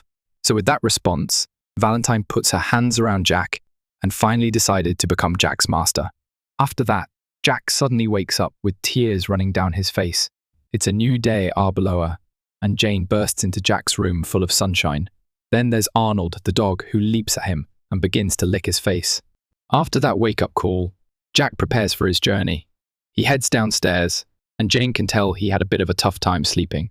But anyway, she has prepared a high-quality carriage and gathered the top-level soldiers to accompany him. But out of these people, Jack notices a few of them who were making fun of him the previous day, and they are beginning to regret their actions. One of the mercenaries introduces himself. His name is John Doe and is the leader of the Fire Ant mercenaries. Jack hears this and wonders what kind of a person would have such a basic placeholder name. There's no way he believes that's the dude's real name, but he shakes him either way. They'll be heading towards Mount Boulder, and since there's hardly anything there, apart from a few villages, the prediction is that they'll be camping around 2 times. John explains that a couple of the soldiers were cooks, and they are experienced with camping, but Jack is bored of the details and figures he won't have to do anything. With that plan, he hands John his suitcase, and they head on their way. Before Jack leaves through the door, he tells Jane that John seems like an interesting guy for someone who's using a default or name. While Jack's body may have changed, his senses and eyes are still the same. A ninth circle like Ron is pretty rare, and it makes sense for him to hide his identity and power. But then there's John, who's an eighth circle soldier, and he's holding back for some reason. Then again, Jack did ask for a veteran, so he can't complain. Anyway, Jack believes he'll meet Jane again, and she, on the other hand, wants to have some beer the next time they meet. That might be possible, as long as she's the one taking the bill. So with that, Jack finally leaves the inn. So the convoy begins the journey with the shiny brand new carriage. Jack is enjoying the ride and is relaxing on top of it. After having that time to rest, he's now in a better condition compared to the previous day. Then he notices John staring and wonders what the deal is. However, he puts that aside and calls a different mercenary. Jack asks if he knows who he's escorting. But the dude has as much confidence as your typical introvert. The only thing he knows is that Jack is the son of some noble, and he seems to be traveling the world. After that, Jack wants to ask a question. He searches through his vest and tosses him an item. It's the seal of a noble family. It seems the soldier has an idea of it, but doesn't exactly know what it is. So Jack reveals that the crest belongs to House Valentier, and they'll soon be wiped out of existence. The atmosphere becomes quite uneasy after that has been said. Jack also discusses the family's errant child, who was also incarcerated. The mercenary has finally ascertained Jack's identity through the clear indications at this juncture. Jack discovered that there were rumors about him using dark magic after he was released from prison. The combatant is currently experiencing a sense of remorse for the events that have brought him to this juncture. Nevertheless, Jack also asserts that he is familiar with a small amount of sinister magic. His master was, after all, the goat of dark alchemy. However, it is likely that Jack's fist would suffice, given the nature of his confrontation. Subsequently, he addresses the associate of the individual. He maintained his friend's silence when he discussed the monarch the day before. However, he refrained from taking any action when discussing Jack. Jack is the final offspring of House Valentier, and everyone, with the exception of Mr. John Doe, is taken aback by this revelation. Therefore, Jack reasons that the branch manager only informed him, and not the others. However, they will be spending some time together. Therefore, the mercenaries must be cautious that Jack does not alter the situation. After one time gap, the camp has been established, and it is now night. So far, the mercenaries have concluded that rumors are merely hearsay given Jack's behavior. Jack's demeanor is not that of a typical nobility. He performs certain tasks independently and even rinsed his own dishes following the meal. Regarding meals, Jack harbors pity for Jane due to the fact that the cuisine he consumed at the camp was superior to hers. He is currently interested in employing them as his personal caterers. Additionally, he harbors a small amount of sympathy for Ron, who was abandoned. However, Jack's act of expressing gratitude for the meal was to wash the dishes. Next, they will draw names to determine who will serve as the night watchman. Jack, of course, is opposed to his name being included in the conversation, as men prioritize their slumber. Once that has been resolved, the subsequent activity is storytelling. Jack is the first to depart, and he inquires of the others as to the number of dragons they believe exist in the universe. They are of the opinion that the kingdom's progenitor extinguished them centuries ago. The national myth posits that King Julius Thessalian and his two companions defeated all the dragons that had taken over the western continent and established the Thessalian Empire, founding the Thessalian kingdom. Nevertheless, this is an example of an item that has not aged well. The Thessalian Empire was transformed into the Thessalian kingdom and subsequently subjugated by the Thulcian Empire. Certainly, that is the general consensus. However, Jack reveals that there are two Lord Dragons in the Dark Sea, a hatchling that belongs to the Imperial family, 5 in the Forest of Monsters, and 8 who wander around in a polymorphed condition, totaling 16 on the continent. Jack, of course, does not hold them accountable for their skepticism, as they are essentially mythical beings. Jack proceeds with what appears to be a narrative. It has been discovered that dragons are prohibited from interfering with humans due to their obligation to uphold an oath. This prompts John to question whether King Julius eliminated all of the dragons. Jack clarifies that he did not murder them, but rather reached an agreement with them. Additionally, his two companions were responsible for all of the labor. Therefore, for the subsequent inquiry, Mr. Placeholder Name inquires as to the current activities of the dragons. Jack clarifies that the Dark Sea separates the western and eastern continents, and the Dragon Lords have protected the sea's border for generations. Although the Dark Sea's origins are unknown, it was established to separate the two continents, and the Dragon Lords have consistently transferred their responsibilities to their descendants. Nevertheless, Jack remains inquisitive about the eastern continent. The compound is silent after the story is told. Suddenly, the mercenaries erupted in hilarity. One of them recognizes Jack's narrative abilities and believes that he is merely a lonely individual. In any case, Jack never anticipated that they would accept his assertions. Either way, it is irrelevant whether they accept Jack's narrative. He desires to take a bath.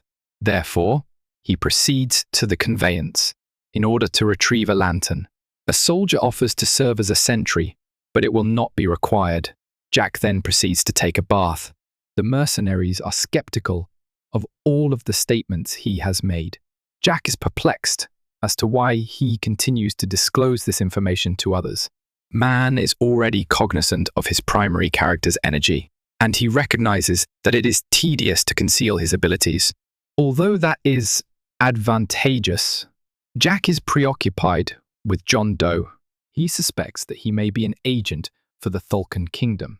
The same principle applies to Jane, the branch manager. Additionally, she harbors suspicions. Jack requested that she provide him with a mercenary to safeguard him, and she responded by bringing an 8th Circle mana user who was using a false name. Regarding the 8th Circles, they are currently at the same level as the Ironblood. Subsequently, Jack acquired the leadership of an unknown mercenary organization and an individual with a rare talent. However, it is feasible that John has his justifications. Jack places his hand on his chest, and it begins to glow before he makes any further movements. It was discovered that he had been progressively recuperating from his previous fight.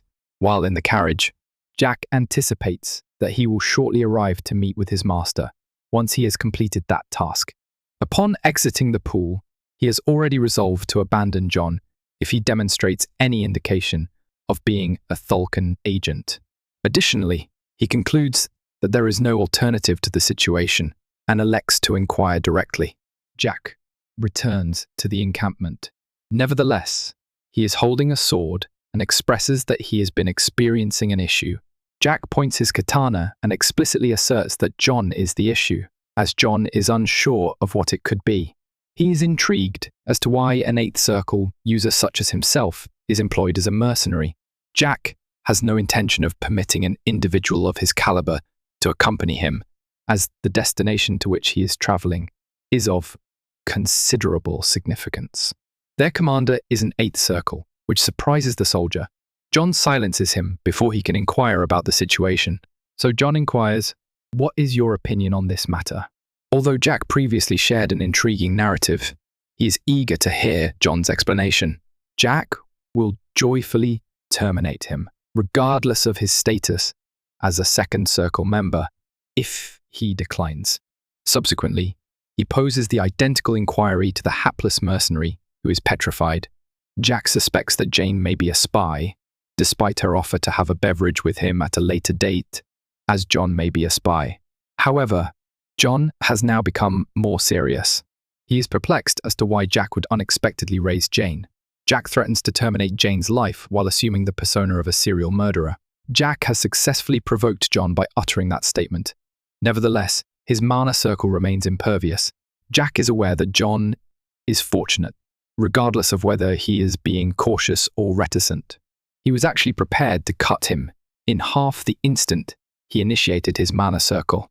He now has the opportunity to maintain his life. Jack provides him with a minute to make the appropriate decision. Jane converses with John about Jack in a reminiscence at her inn. She concludes that he is not at all like the allegations. Additionally, she observed that he appeared to be hiding a significant amount of emotion when she gazed into his eyes. She then disclosed that Jack intended to recruit a contingent of soldiers. Therefore, she requested that John obtain additional information regarding him. The manner in which Jack appears suggests that he may be the individual who can transform their circumstances. John acquired the knowledge that Jack is not at all as he had believed based on the hearsay. John genuinely feels as though he is in trouble while Jack is waiting for an answer. It is almost as though he is a herbivore being pursued by a predator, and his instincts are solely indicating that Jack is a perilous individual. Even though John is in difficulty, he continues to find everything to be quite peculiar. Initially, how did Jack determine that he was an eighth circle user? He contemplates whether Jane may have provided him with a hint. However, it is impossible for her to have done so, as she is a person in his confidence. Additionally, she would have informed him if she had. In any case, the clock is ticking, and John has a mere 40 seconds to respond. Nevertheless, the inquiry is whether Jack is currently capable of eliminating an eighth circle. Nevertheless, John's suspicions regarding his age are exacerbated by the menacing appearance of Jack's irises. John considers informing Jack of the truth in order to prevent any potential issues. While the other soldiers are bewildered, he contemplates his next course of action. He nearly feels as though he is perched on the precipice of a cliff, and his life as a mercenary has flashed before his eyes. In any case, he regards himself as fortunate thus far. Therefore, he is now interested in determining the extent of his luck and relying on his intuition. Jack prepares to execute the mercenary as the time expires during his internal monologue. John then discusses Jane, which amazes Jack. Jack withdraws to listen to John's perspective, as it appears that she is confronted with an issue. John Doe's narrative is a love story. Jane was a noble lady, while he was a commoner. John encountered Jane during his tenure as a seventh circle user.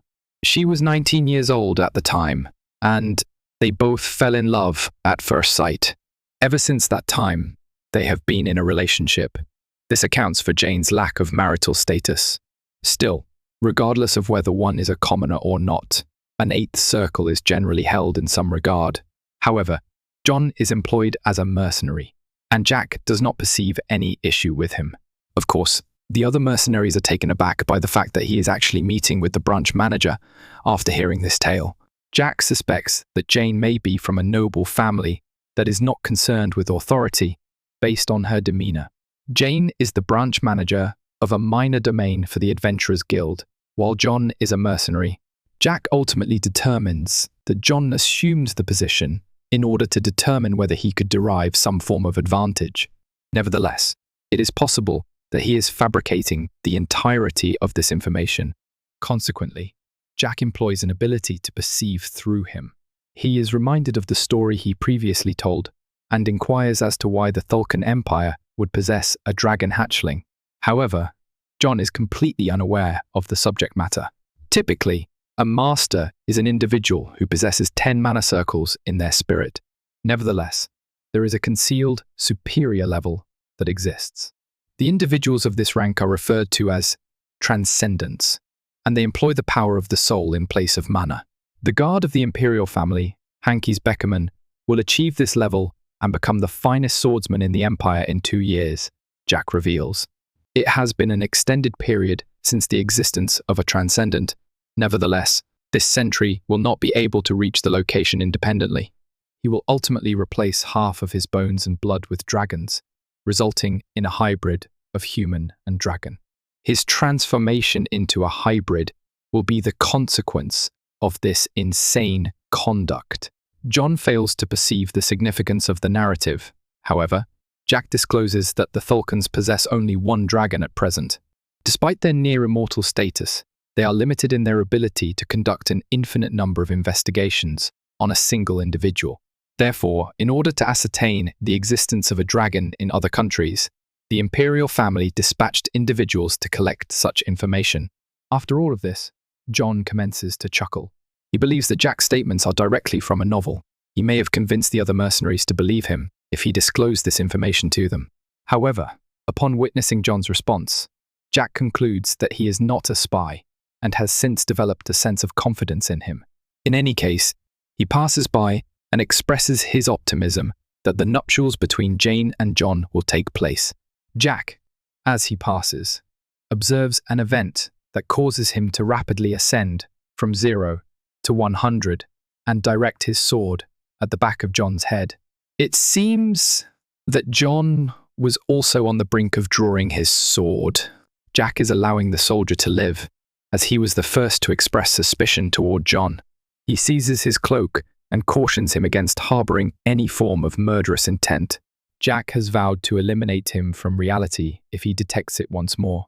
The soldiers, who are in a state of distress, attempt to alleviate the situation. However, it is a pity, as Jack believed that he was finally reaching a consensus. However, I suppose that is the nature of the relationship between an employer and an employee. Subsequently, Jack is asleep. Nevertheless, the mercenaries are perplexed by the circumstances. They are astounded to discover that John is an 8th Circle adept. John disclosed that he was a member of the 4th Circle several years ago. Although this revelation is distressing, it is probable that he has valid reasons for concealing it, given the extensive time they have spent working together. However, now that they are aware that they have an 8th Circle user in their midst, one soldier is optimistic that they may become the most elite mercenary group on the continent, and John will become the monarch of mercenaries. Nevertheless, this title is not accessible to everyone. Additionally, there are at least 4 mercenaries who are recognized as experts, which prompts him to question the legitimacy of this soldier's assertion. A different combatant forgives John for what he did, as everyone has their own reasons for doing things, and Jack's statements were entirely accurate. However, he inquires as to why John did not respond when Jack held his sword at his throat. John's hands are still trembling as a result of the harrowing experience that transpired. He was on the brink of life and death at that precise moment. Additionally, it is impossible for him to inform the individual that he nearly ruined his trousers. Jack appears to be an intriguing child, as Jane previously mentioned. However, he is also quite perilous. The struggle for the throne in the Thulkan Empire is already acrimonious, and now he is hearing about dragons and agents. Who knows what the future holds? In any case, John resolves to investigate this matter. The crew is still on the voyage a few days later. Jack is eager to recount another of his renowned narratives. This one pertains to the Orc Lord in the Forest of Monsters. This fact is not well known to the other mercenaries. The sole information they have received is that the individual is as powerful as a 9th Circle user. Nevertheless, Jack asserts that he is a 10th Circle user. Naturally, John is taken aback by this information. However, Jack is eager to discuss the past. He and the Harpy Lord were in a relationship approximately 23 years ago. In the majority of cases, orcs and harpies are their own worst enemies, and they frequently initiate conflicts against one another. The second stratum of the Forest of Monsters, also known as the Defenders of the Forest, is comprised of these 2 species. The sole justification for their adoption of these nicknames is their exceptional strength. It would be illogical for the Orc and Harpy Lord to be in a romantic relationship, as they are adversaries. However, it has been discovered that they did not harbor animosity toward one another when Dark Hex assumed the role of Orc Lord. Nevertheless, the issue arose 5 years later when the public became aware of the connection between the Harpy Lord and Dark Hex. Despite the fact that humans, orcs, and harpies are distinct species, the innate desire for dominion persists. In an effort to depose their respective rulers, factions of the orcs and harpies initiated a conspiracy against one another. Nevertheless, all of the strategies were unsuccessful, and the 2 nobles remain in their current positions. Dark Hex and the Harpy Lord, Villia, recognized that their love was unattainable after all was resolved, and they prioritized the prosperity of their race.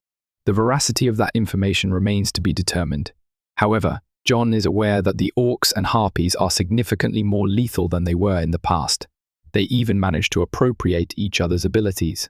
The Harpies had acquired the combat skills of the Orcs, while the Orcs had acquired the power of the elements from the Harpies.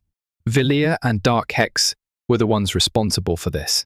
Consequently, the two races engaged in a conflict and emerged as the largest races in the forest. Jack warns Jon to recount this narrative in the event that he is ever apprehended by one of them. Additionally, he is confident that they will not be in a haste to assassinate him. Conversely, Jon is uncertain as to whether it is accurate, and as a result, he opts to act as though it is. Jack receives beef jerky from Jane after listening to a lengthy narrative. The Marquis discovers that all of the soldiers who were tasked with protecting Jack have been relegated to the afterlife upon his return to House Valantier. Detectives are of the opinion that they were subjected to a sophisticated form of magic. Marquis Valantier is taken aback by the occurrence of this incident, and the inquiry is, who is responsible? He contacts Gonzalez, the individual who disclosed the information, and informs him that he did not disclose anything regarding Jack. Gonzalez is of the opinion that he may have evaded capture due to the absence of his corpse. Therefore, upon hearing that, the Marquis concludes that there is undoubtedly an issue and grants the individual the authority to conduct an investigation. Gonzalez exits the room, and the Marquis concludes that Jack is more beneficial than he initially believed. Jack has successfully reached Mount Boulder, and he has decided to compensate for his services. Jon observes that the bag is somewhat weighty, prompting him to investigate its contents and determine that Jack has overpaid. Nevertheless, Jack is determined that he does not require the excess cash and has opted to distribute it as a compensation. It may be for the purpose of escorting him throughout the voyage, or as a gesture of apologies for having suspected Jon, or more likely both. Regardless, Jack has made the decision to part ways and bids them farewell. Nevertheless, the mercenaries continue to be present. Jack is bewildered by this, as informing someone that they are departing implies that they are departing. Jon has a point to make, and he asserts that being a mercenary is not as detrimental as it may seem. Despite his lack of knowledge regarding the specifics, he is sufficiently informed to assert that Jack is the youngest son of the Marquis, as we are all aware, and he lacks any form of support. Additionally, Jon is acquainted with the fate of individuals similar to himself. So Jack concludes that Jon is proposing that he take on a mercenary position. It does not appear to be a detrimental offer, as it is a position that will enable Jack to maintain a comfortable lifestyle, provided that he accepts the secure positions. On a separate note, Jack had the ability to murder Jon that night, despite the fact that the other mercenaries may not have been aware. Jon is cognizant of this reality. However, it is a pity, as Jack is acutely aware of his abilities. Jon has been concealing his abilities from his associates in a society that is perpetually preoccupied with combat. However, he is accountable for that occurrence. Jack ultimately expresses his gratitude for the offer. However, he intends to disregard it. Next, he reveals a secret to Jon. He informs him that a significant event is imminent on the Western continent, and he should seek refuge when it occurs. The directions appear to be perplexing, however. Jack assures him that it will be worthwhile when the time arrives. Furthermore, Jack advises him to disregard the issue. Although money is significant, the value of one's existence is even greater. With that in mind, Jon consents to this action. In spite of this, Jack continues to traverse the hedges. However, Jon is eager to learn his name prior to departing, despite the fact that he is aware of his identity. Jack introduces himself by using only his first name, and he then inquires about Jon's real identity. Dynastismo is his genuine name, which we discover after some hesitation. I do not fault him for concealing it. Given his name, their identities are now known to one another. It is uncertain whether fate will allow them to reunite. Jack thereafter embarks on an independent journey. He traverses the mountain by employing a combination of parkour and leaping. After a few additional leaps, he finally reaches the entrance of a cave.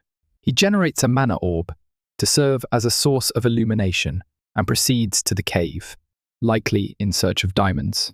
However, he encounters a dead end in the grotto. It has been discovered that his master is presently beyond the wall, and he arrived at the cave by pure coincidence in the past. All he desired during that period was to flee his family. The wall is sprayed with a container of magic water that Jack retrieves. Then, he draws his sword and grasps the blade with such force that he begins to hemorrhage as a minor penalty. Jack discovered the cave at the age of 17 at that time. At that time, he was a complete recluse and intended to commit suicide. Ron had also passed away, and his sole option was to flee. He was unable to terminate his life after some hesitation, and he subsequently began to cry. A secret passage was discovered when blood from his barely cut throat fell onto the stone wall as he wept. At that time, its discovery was akin to a miracle. However, he has already acquired knowledge of the song and routine and has successfully accessed the passage. He proceeds through the dim passage, ascends a flight of stairs, and binds his wound. He is also experiencing a faint sense of apprehension regarding this matter, as it has been decades since he last encountered his master. However, he has arrived at last. He is in a cave that appears to be ominous. Subsequently, he advances and kneels. The last time he saw his master, who is presently a miniature version of Tatsumaki from One Punch Man, he was ensnared in chains. Typically, all living organisms, regardless of their species, must age and eventually pass away. Jack's employer is evidently included in this. Nevertheless, she employed a spell to disentangle her consciousness from her body. However, they remain interconnected. Therefore, she has been deceased for a minimum of 400 years.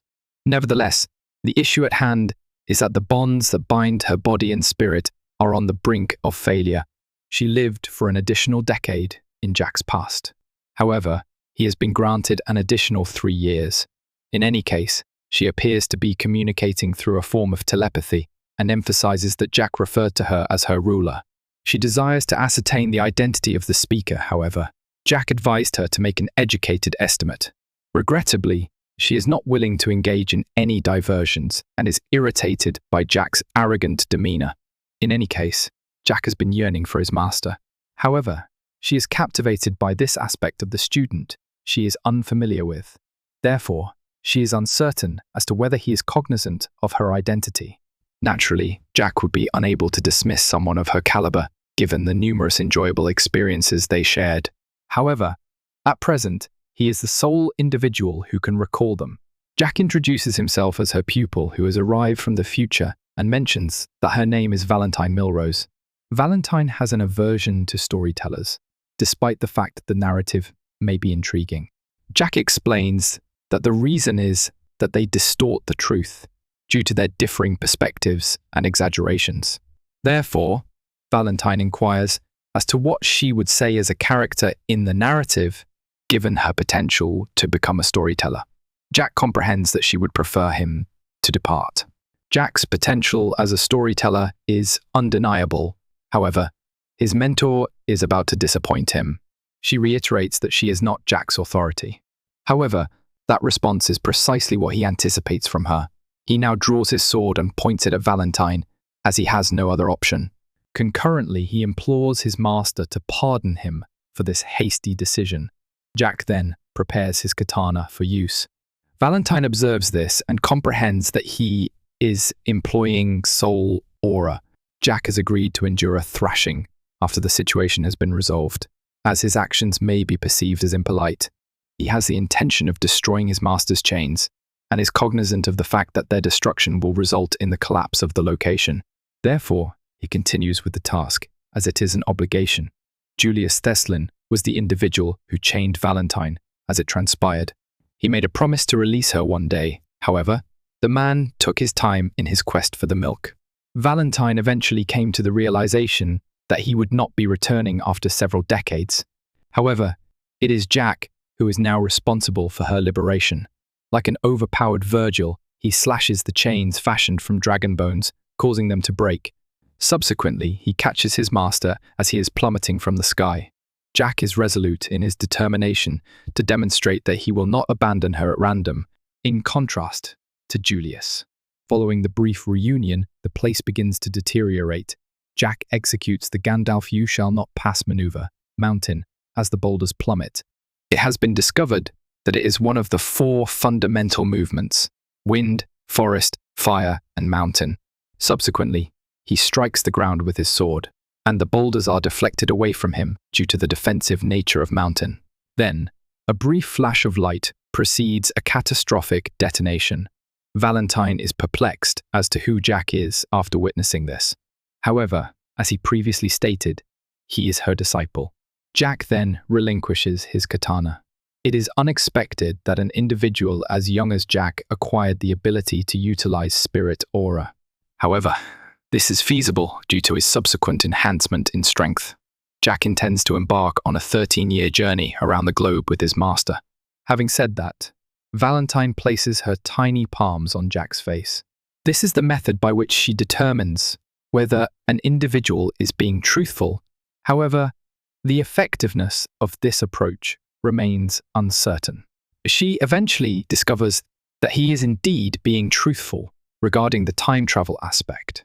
Jack collapses from exhaustion now that she has finally come to believe him. She then sits on Jack's shoulder and emphasizes that it is impolite to coerce a relationship. Nevertheless, Jack is of the opinion that this is an absolute necessity, and as a result, he has taken the plunge. He continues to respond, despite the fact that he is in excruciating agony, as he is Valentine's student. In the end, Jack introduces himself and aspires to establish a rapport with his master in his present existence. 5 days later, they are both in the village of assembly. Nevertheless, Valentine was able to refrain from uttering a single syllable for the entire 5-day period. Her thoughts appear to have been meticulously organized throughout the duration of the journey. She then speaks for the first time in days. She believed that Jack might be a descendant of Theslin, as it is impossible to control souls at such a tender age. However, it has since been discovered that he is not. She then makes a statement regarding the power of spirits and then gives Jack a side eye, anticipating that he will finish her sentence. Jack can recall from his previous existence that if he fails to conform, she will resort to Muhammad Ali tactics.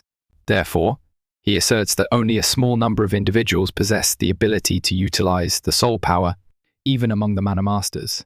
Fortunately for him, that is the appropriate response. Additionally, she observed the staggering number of individuals he had killed in his psyche. Nevertheless, Jack erupts in laughter upon learning of this. She will likely remain silent for an additional 5 days if he ultimately decides to discuss his past existence. She is certain that the number of individuals he has killed exceeds her own kill tally at this time. Valentine now turns his attention to another subject, the reason for Jack's once-in-a-lifetime opportunity to relive his life. Based on this, Jack infers that she has been contemplating his time travel hypothesis. He is uncertain as to the reason after contemplating his past for an extended period. His master is disappointed by this response, however, it is logical, as he did not rewind time himself. He is confident that they will encounter him at some point, as he believes that if someone else had done it, they would have a valid reason. He will be compelled to continue living life if they do not. However, his primary objective is to increase his interaction with his mentor. Although Jack appears to possess a talent for deception, his subsequent objective is to assemble a team of individuals, as he will require assistance. There are instances in which it would have been advantageous, such as when the soldiers attempted to assault him or when he fractured his skull.